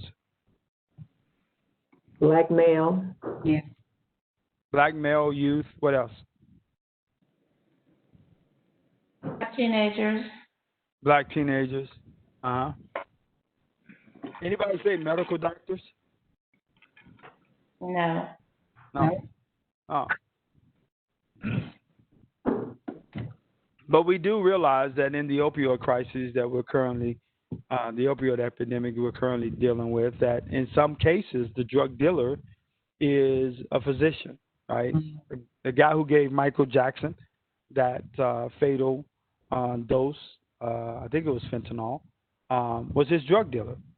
He had no medical reasons to be taking that drug, and yet he was being prescribed that drug. And they put his drug dealer on trial, right? And so one of the things we're seeing in this opioid epidemic that we're experiencing is we don't have a clear drug dealer identified not in the way that we did during the crack cocaine era, right? They were very clear. The media was very clear in vilifying my brothers standing on street corners selling crack cocaine to medicate people's pain. And yet we have the same thing occurring in doctors' offices all across this country. And yet it's prescription drugs, not the writers of those prescriptions, right, that is causing this epidemic, right? So terminology is key, right? Thank you all. So as Jill take over this particular video, we got two coming up. I want us to have some conversation about what we see in this video. So I want Jill to cue this up, play it, and we'll have some conversation, and then we'll play another video.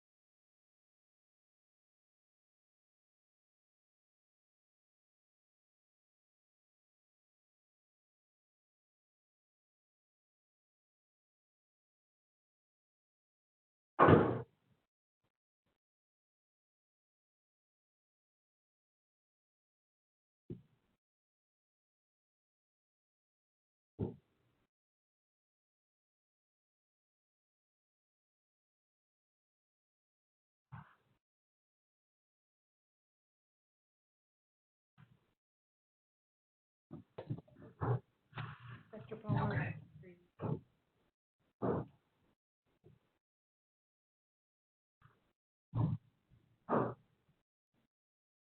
Pastor Palmer. I can't hear you. Sorry. I'm sorry, guys. 13 is correct. I had to mute my mic for the video, but I forgot to unmute. Yeah, you're right. 13 was correct. How many of you guys saw a moonwalking bear? I saw the dancing bear. Yeah, I saw it. Anybody else? How many folks? Yeah. All right. Yes, yes. Nope. Nope. Yes. Megan. All right, good. So a few people saw it. Many people didn't see it. Megan, let's have a conversation. So, Megan, I see where you said you didn't see it. Why do you think you missed it? Did I get that name right? Megan, are you there? Megan is unable to unmute. Oh, okay. Somebody in our control group that didn't see it, talk to me. Tell me who didn't see it. Did you see it? Sharon, did you see it? No, I did not see it. I want to see the video again. I can't believe I didn't see it. I did not see it. I was so focused on the people in white that I wasn't looking at anybody but the people in white throwing the ball back and forth to each other. Oh, Sharon, you're going to have to help me out. I'm sorry. Sharon, you got to help me out. Why were you so focused on the people in white? Because didn't I count how many times you see the team in white pass the ball? Wasn't that the instruction? That's exactly what the video messaged you to do. It messaged you. Remember, we said these predispositions we have to see things a certain way has to do with messaging. So here we are. This video says, watch the kid in white T-shirt. And that's exactly what you did. Yep. And you may have missed an obvious fact that many others saw, right? Mm-hmm. So Sharon says she wants to see the video. Anybody else didn't see it? Didn't see it. Didn't see it? I didn't see it. Wow. Well, let's see if it's there. Jill, let's play the video again.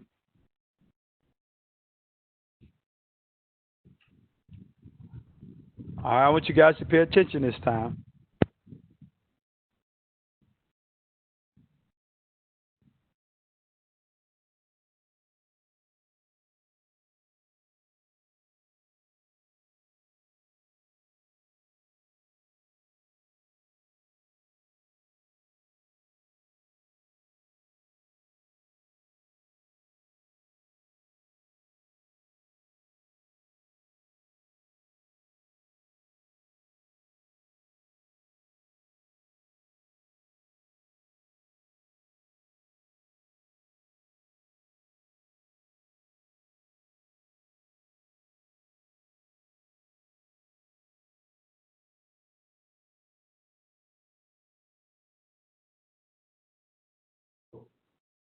Sharon, are you there? I want to talk to you. I'm here. I cannot believe I did not see that guy.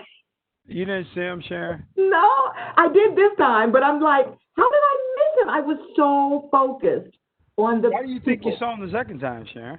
Because I was looking for him. Well, why were you looking for him the second time?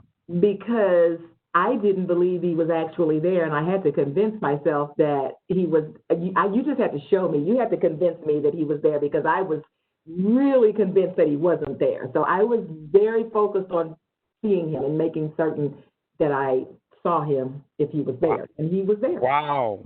You think it's possible, Sharon, that we could have a conversation about some of the families we respond to in these very stereotypic and biased ways? We had a conversation about the potential of these kids, the possibility of these families. We could probably see something in them we didn't see without that conversation. Because that's really all we did, was predispose you to see what we wanted you to see by giving you a message.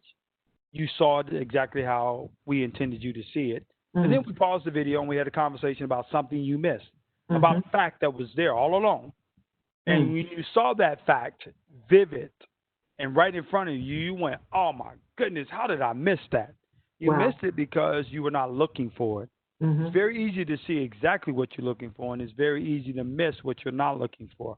All we did was pause the video, had a conversation about the presence of something else, and you looked at the same scenario, same group of people, and guess what you saw? Something different and something so obvious, right?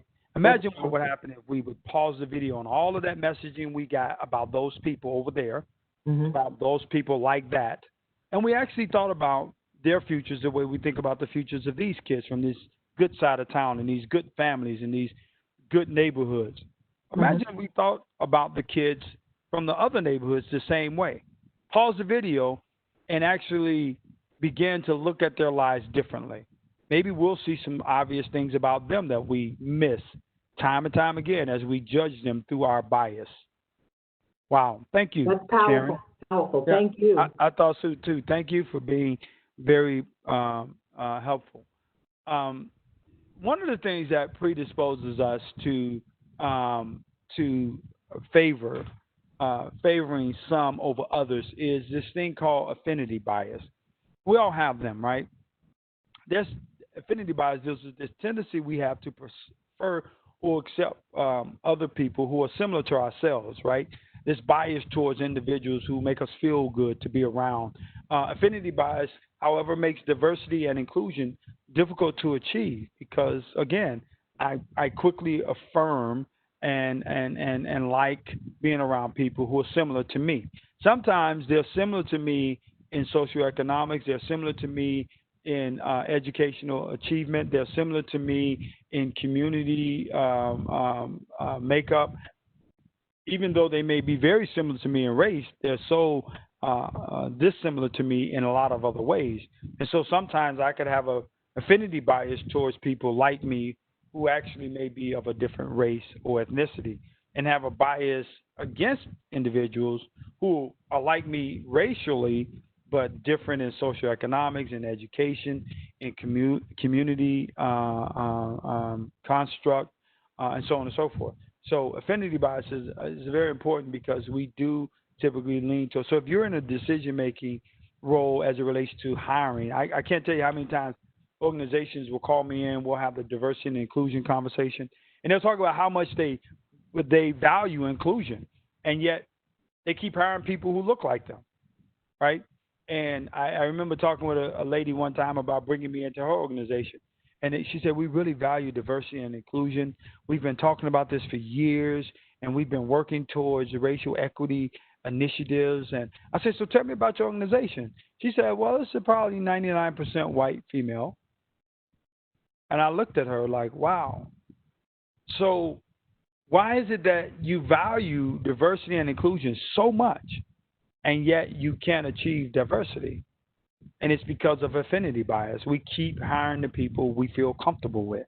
They just happen to look like us. And then availability bias, I'm going to sum this up. Availability bias is simply scenarios and situations that are available in the instant judgment-making process, right?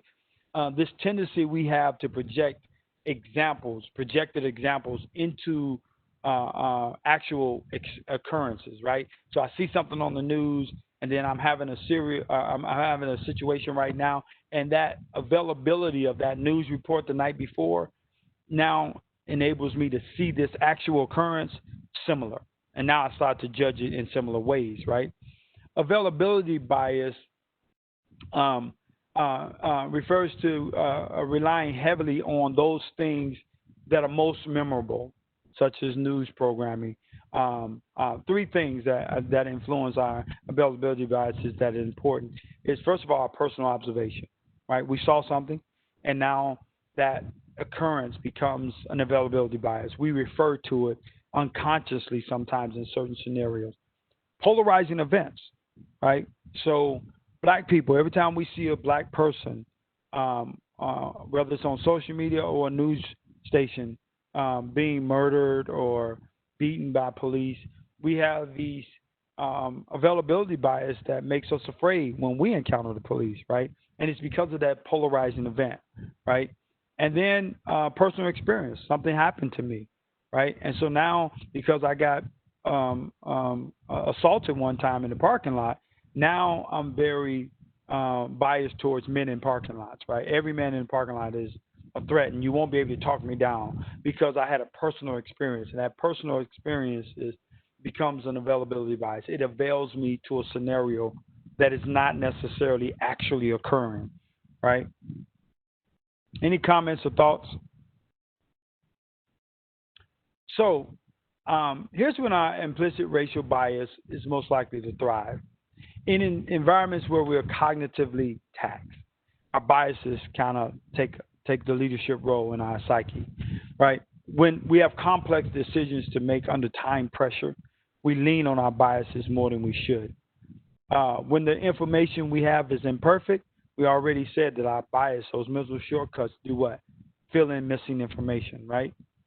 And when the decision makers are cognitively depleted, anxious, or distracted. When I went to Georgetown University to start my fellowship project with them and go through my racial and ethnic disparity certification program, one of the professors presented us with some research where they looked at judicial sentencing.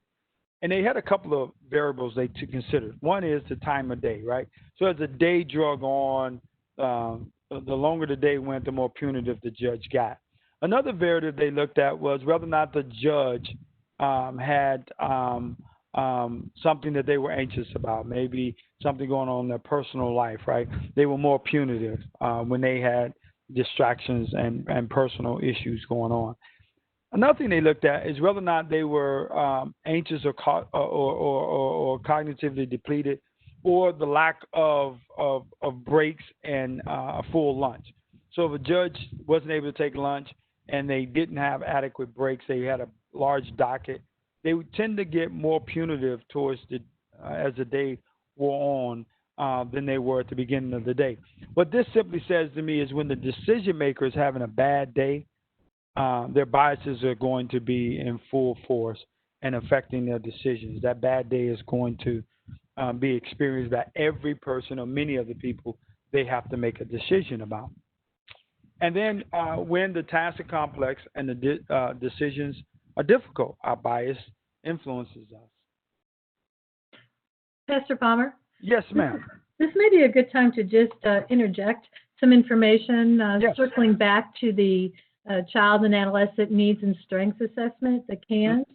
That there was a question around the appropriateness for Black persons. So we did receive some clarification from a trainer, Carrie, that CANS was evaluated for racial bias, and it was concluded it can be used for all populations. Okay, good. Yep. All right, good point to make. All right. So if we feel strong in that evaluation, then we still have to look at, if there are serious, we know there's disproportionality, but is there disparity in the tool?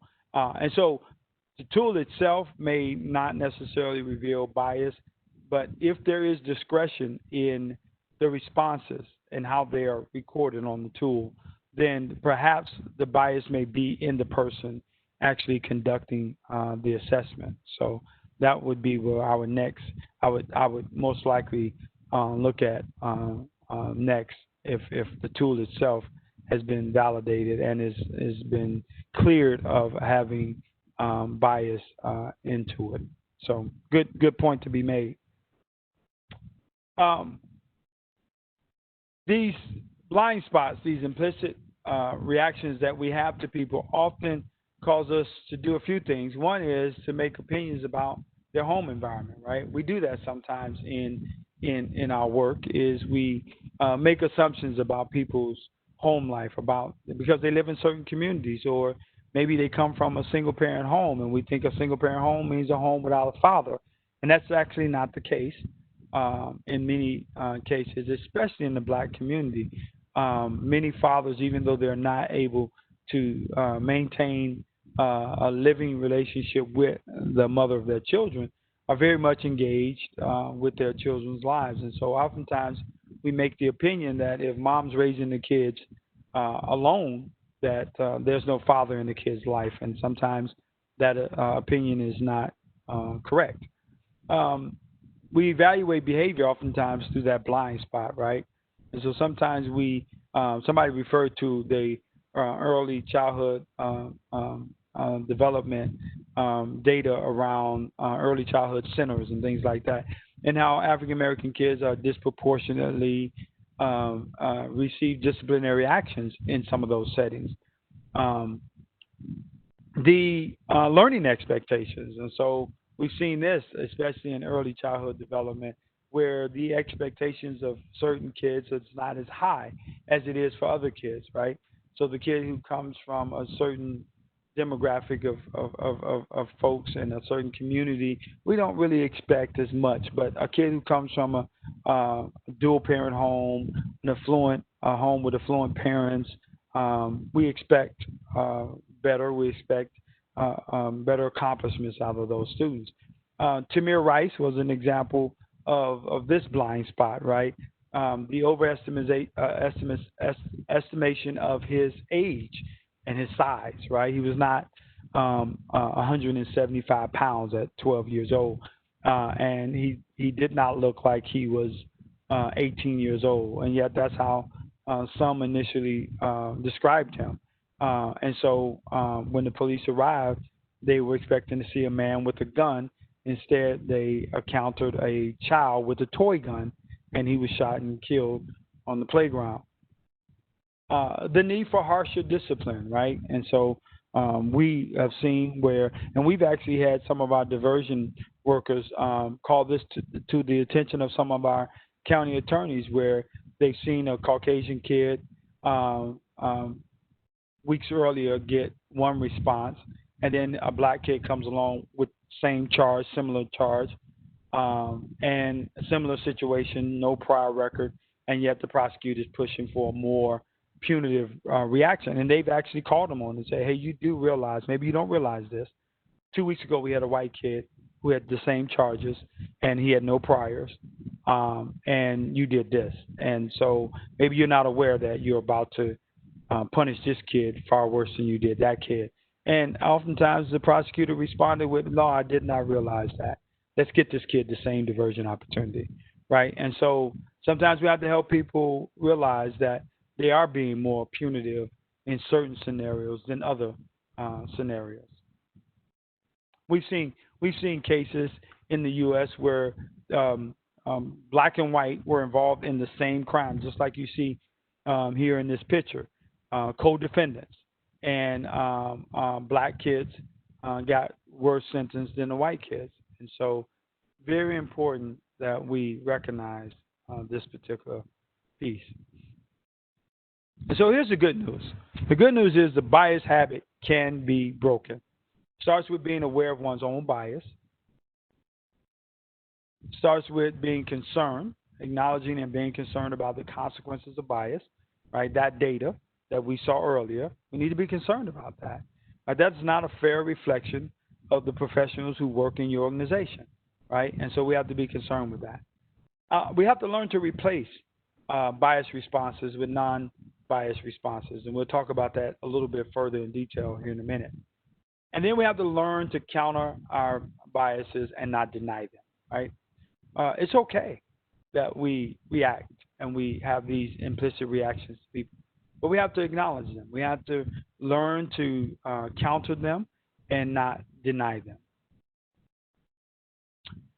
So counter stereotypic or stereotypic replacement, right? Stereotype replacement, right? That could be me, Christy, in the elevator with you.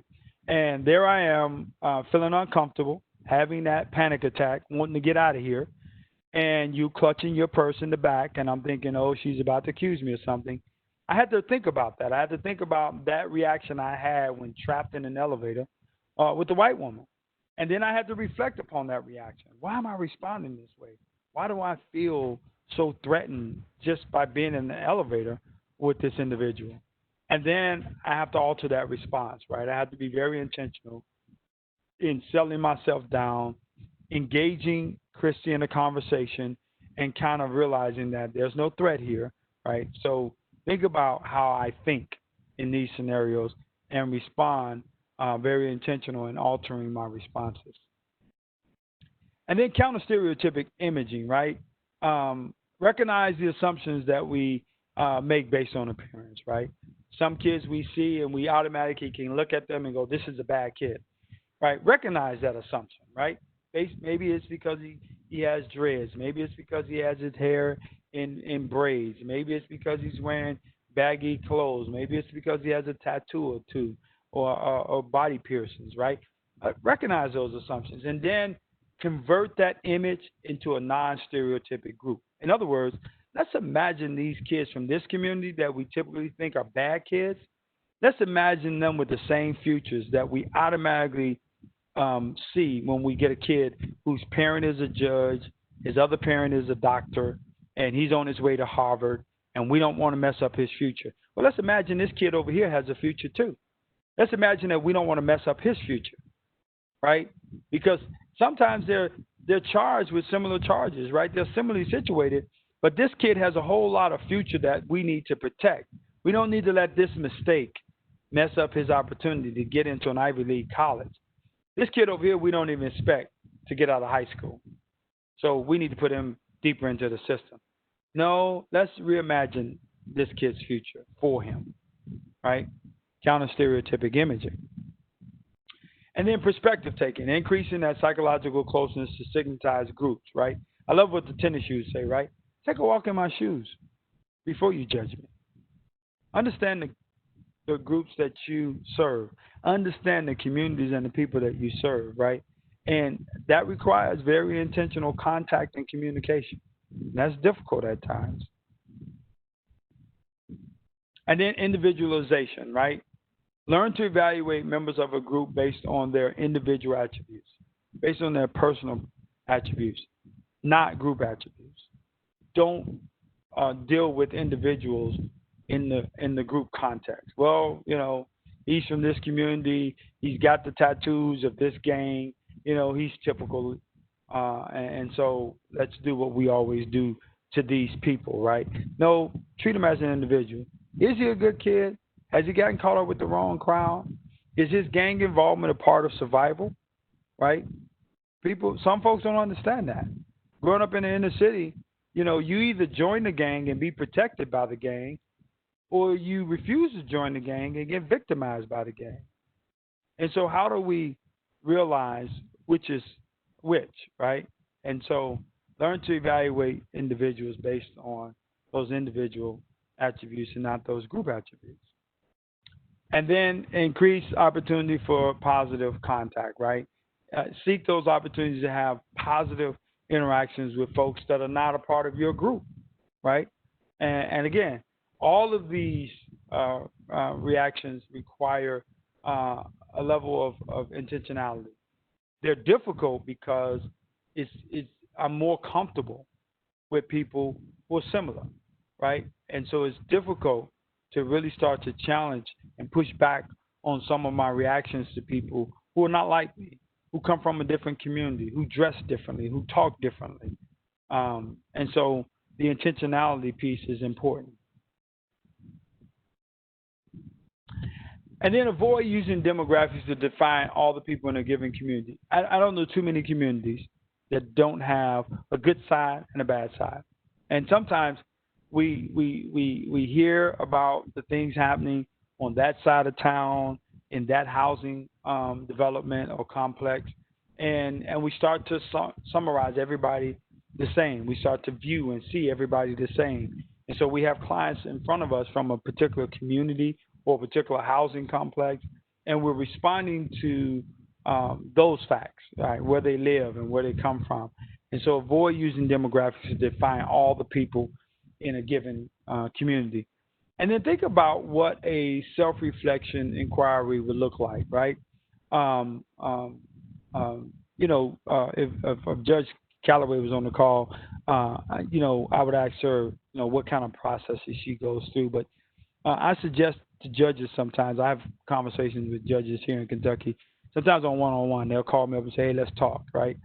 And one judge sent me an email one time and said, I really want to understand the people I see most in my courtroom, young black males. And it's hard for me being a white, middle-aged white man, wealthy and affluent, to really connect to these African-American men that I have to judge. And so we talk about what that self-reflection inquiry may look like. Am I responding to cultural attire? Am I responding to the inability to speak clear English or to command the English language? Am I responding to the lack of ability to speak English in its entirety, right? Am I responding to race, ethnicity? Am I responding to certain cultural items, right?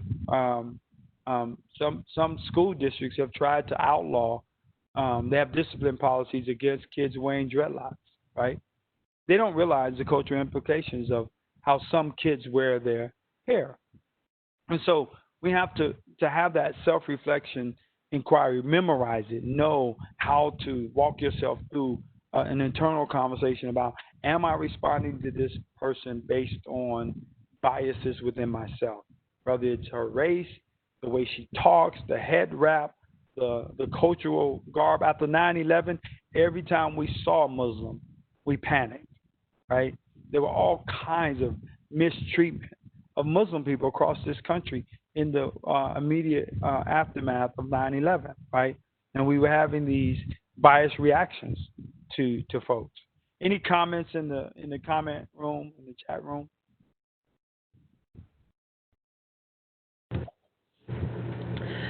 Pastor Palmer, this is Judge Calloway. Hey, Judge. And I am here, and definitely thought about a lot what you were talking about. And it's a work in progress. I mean, when you have a child in front of you who is speaking, who's speaking a way that you would not expect them to speak in the courtroom, it's sometimes very difficult not to judge them by what they're saying or how they're saying what they're saying, and to definitely put aside any of the biases that I'm thinking about. It's something that I have been working on since I've been on the bench, and have been working with all of my magistrates, that we got to take people as they are, and that when they're coming into the courtroom, we can't expect them to be able to speak the way that we want them to speak, and that we have to accept who they are and not judge them for that. And right. So it's a work in progress. Yeah.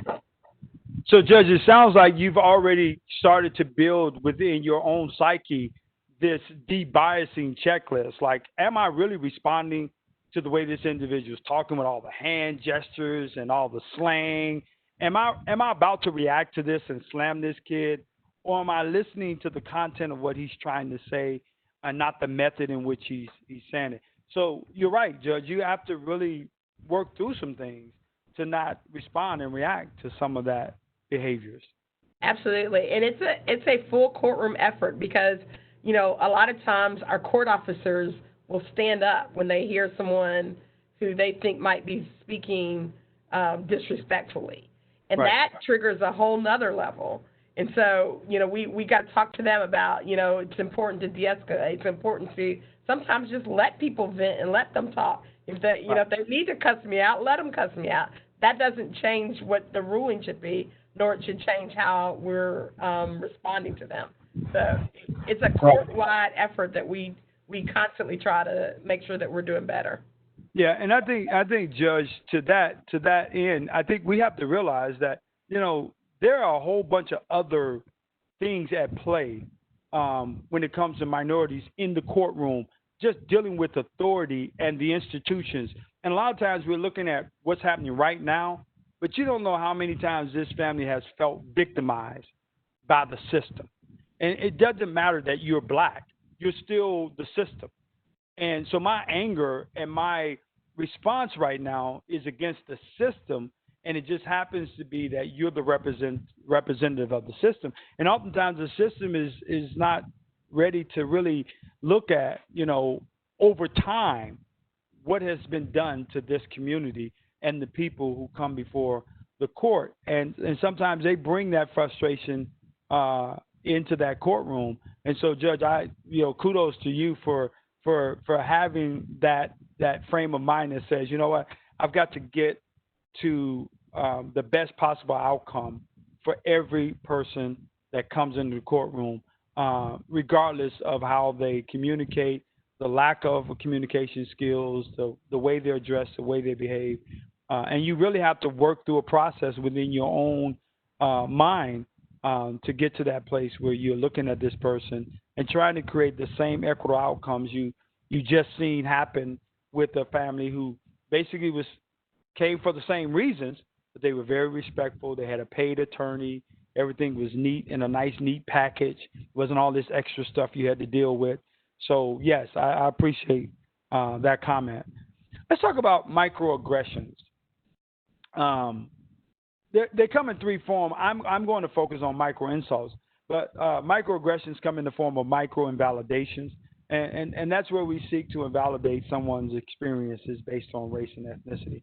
And I get that oftentimes when the last mayor we had, he and I had a very contentious relationship, and I would always talk about the Good Old Boys Network, and every time he heard that, he would say, Pastor Palmer, everything's not about race, it's not about race, and I would continue to point out using, of course, data and some of the behaviors within city government to say, yes, it is about race. And but he kept seeking to invalidate my perception and the experience of African Americans in our city. And so that's micro invalidations. And then there are micro assaults, which are just explicit things that we know we shouldn't say, and yet we say them. Most people don't live in that space.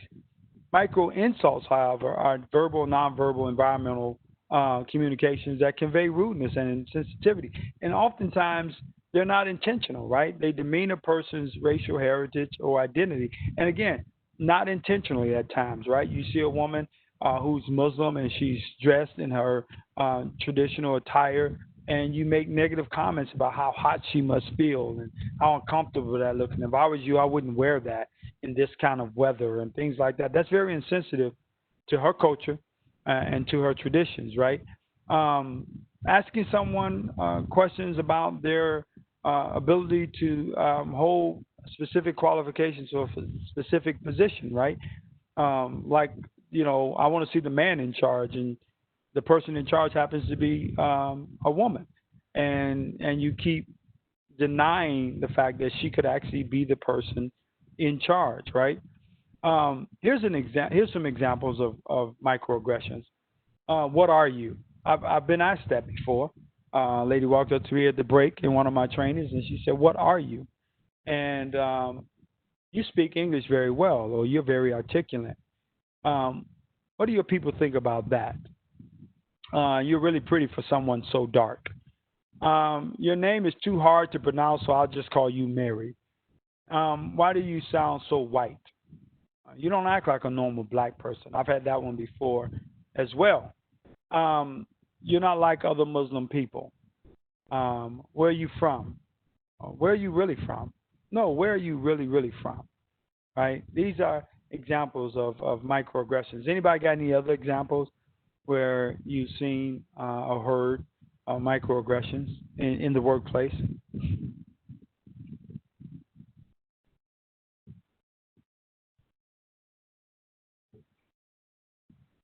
All right, here's an example. And these individuals were all arrested in Iowa for the same offense. And yet the black suspects got their mugshots and the white suspects got their yearbook photos. This is how the Iowa newspaper displayed them, right? They got their mugshots and they got their yearbook posters, right? This next one will be clear in the next video. As you get that one ready for us, Jill, you can switch over if you want. But the video, the billboard with the dark figure and the negative message, Big Brother's watching you, compared to the light, fair-skinned figure with a very positive message. I can see clear, right? I can see clearly, right? And so these things have an impact. And this next video really shows why these microaggressions impact and affect our children. So let's have some conversation on the backside of this video.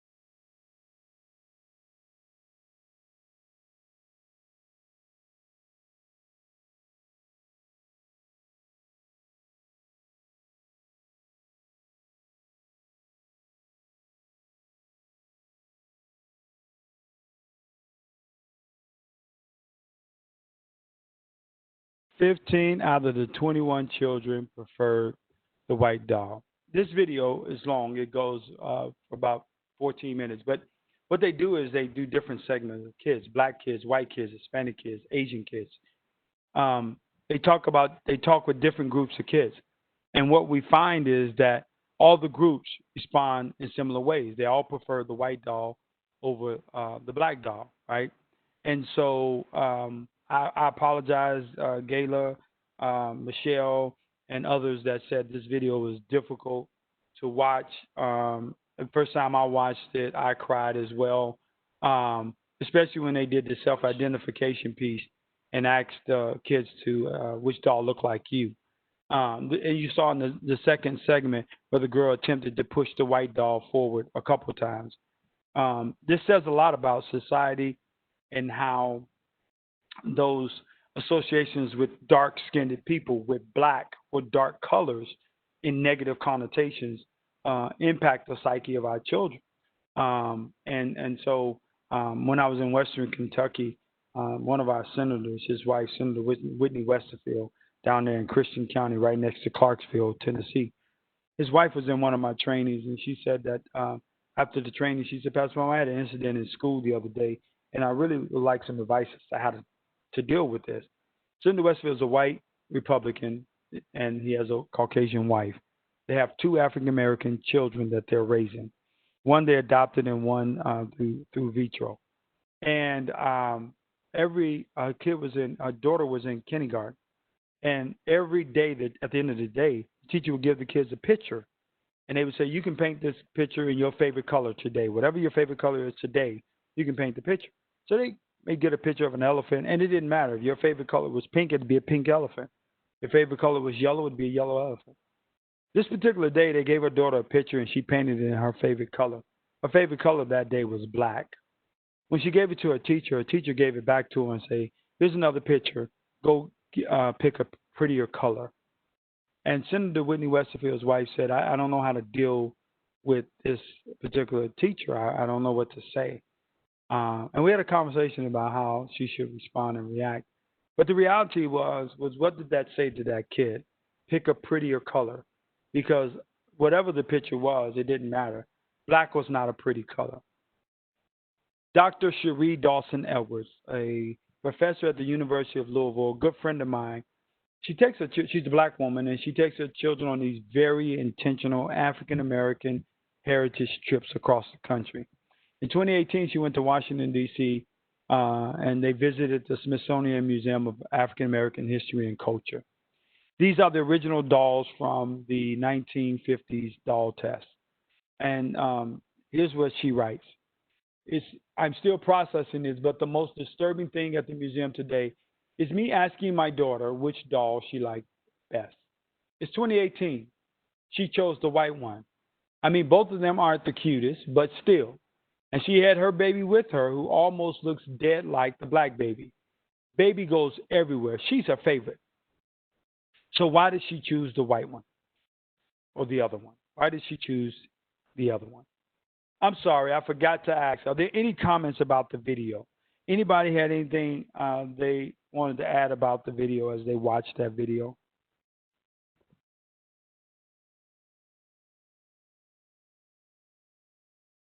I had some comments that they agree these children are surrounded daily by negative messages, that it was difficult to watch. Yeah. Here's one of those. Well, let me get through this one, then I'll give you an example of what could facilitate that kind of reaction to kids, besides media and television programming. This is the Baby Alive box. When Layla was 3.5 years old, we bought her a Baby Alive. We bought her the one on the right, which to us looked like a biracial version. She found the box in the closet and brought it to my wife, and she demanded the one on the left, the white one.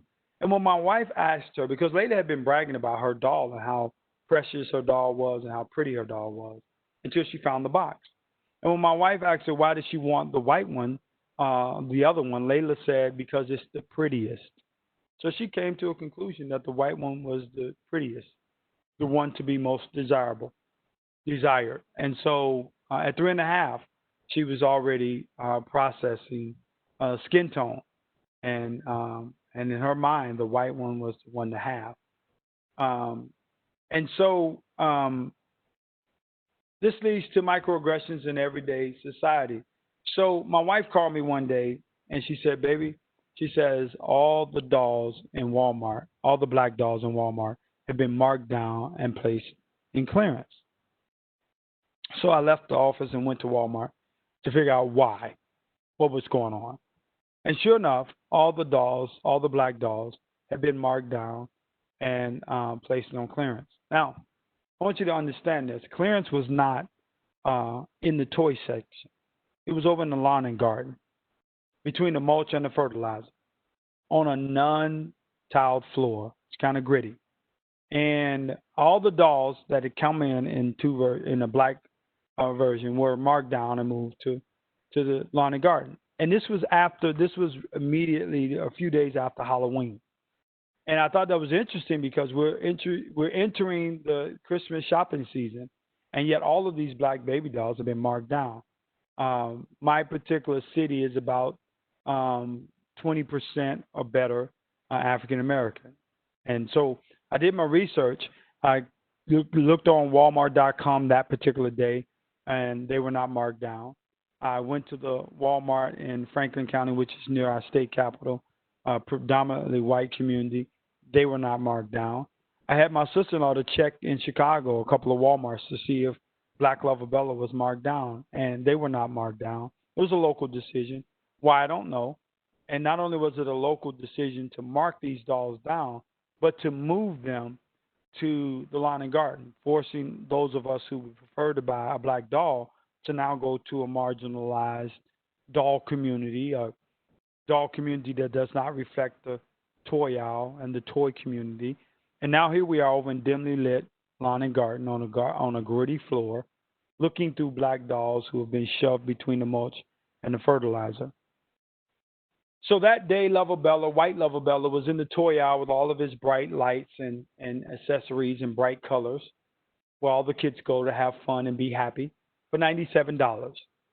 And the black version was over in lawn and garden, dimly lit, gritty floor, no tile, between the mulch and the fertilizer, where kids rarely go to get excited and have fun, for $25. That day, Barbie was 1988 in the toy aisle, and the black Barbie was over in the lawn and garden between the mulch and the fertilizer for $5. That day, My Life for $27.97, the white one on the toy aisle, with all the other nice toys and toy accessories in the bright lights and tiled floor, for $27.97. And there, his black counterpart was in the lawn and garden on the gray shelf and not the bright white one, between the mulch and the fertilizer and the gritty floor and the dim lights, for $7. So the next day, in my righteous indignation, I went into the Walmart and I bought all the black. That was 3 years ago, and I since then still buy black baby dolls to give away at the end of every training. And we have reached the end of my training, and therefore I'm going to give this black baby doll away. And I think we have selected the winner, and that is the person who was the first registrant for the conference. So if you have the name, Miss Wright, you can unmute and announce the winner of the black baby doll. And I bought all these dolls and started giving them away because I know that their creator, whoever the doll creator is, their creator created them equal. And he gave them the same functionality, same ability, and he gave them the same potential to make some little kid very happy. And the only thing he made different about them was their skin tone. And when they hit society, society devalued the darker ones and relocated them to a marginalized community, segregated them in the lawn and garden that didn't look as nice. Who takes their child to the lawn and garden to shop for toys? Right? They had no idea culturally, racially, how this looked until the next day when I walked in and bought all the black dolls. And of course, when somebody asked me why am I buying so many black dolls, of course, I took the moment to educate some folks about the microaggression that I felt in the way they marked down the black dolls and relocated them. And it's been about 3 years since this occurred, and I've not seen that practice ever again in our Walmart. So, Ms. Wright, are you still with us? Do you know who the first registrant is so we can announce our winner?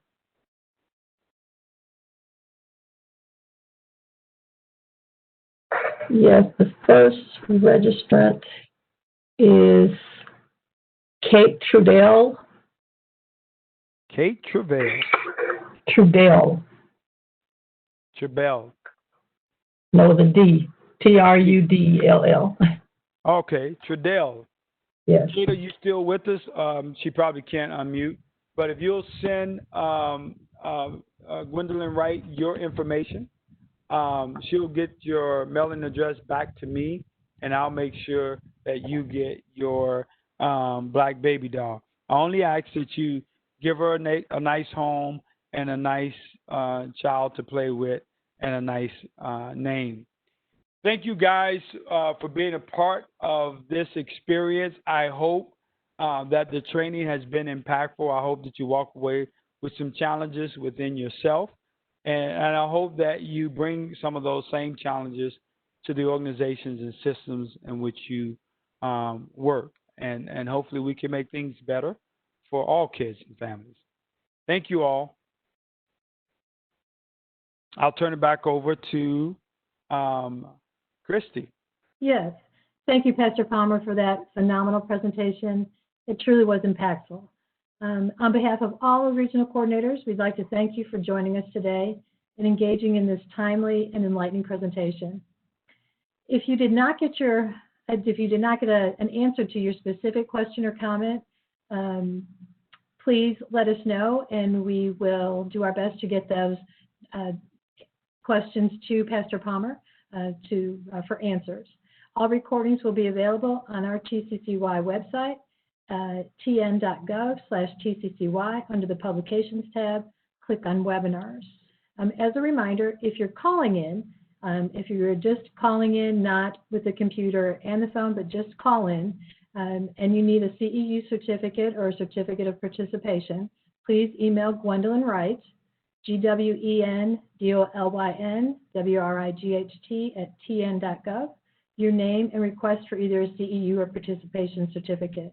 All attendees will be receiving an email next week with certificates and membership information about joining our local councils. So again, thank you all so much for joining us today. Christy, one correction. It's Gwendolyn.Wright. You left out the dot at tn.gov. Thank you. Thank you, Gwen. All righty. Goodbye, everyone. Thank you all so much. Bye, Pastor Palmer. Bye. Thank you, guys. Galloway. Thanks, Jill. Jill, you were great. Sorry about and Gwen, if you'll give me a call, I appreciate it. Hey, thanks, Judge. Hopefully we'll see you soon. Yes, and hopefully right. next time I can hear you and I won't be in trial, so I can stay the whole time. And hopefully this COVID will leave and we'll be in person. Yes. Good. That'll be a blessing. Yes, it will be. Here in Kentucky now. Yes. All right then. Bye, guys. Bye-bye. Thank you. Bye, thank you. Bye-bye. Hi, Pastor Palmer. I'm Melissa, and I work with TCCY, but I was born at Chickasaw Hospital in Blytheville, Arkansas. Wow. Let me remove this box so I can see your face. Chickasaw in the house. Plaza 89 right here. I was born in 1963. Oh, you're just a few years ahead of me. That's all. Yeah. I just wanted to say, hey, that when you said that, I about fell out of my chair. Wow. Yeah, that's where I was born, Chickasaw Hospital. Hey, 18 years of my life, and then I got out. Wow. I'm going to have to tell somebody I met somebody else that was born in that hospital. Thank you. Wow. Thank you very much. Take care. You too. It was great. All right. Bye-bye. Thanks again, Jill. You were amazing.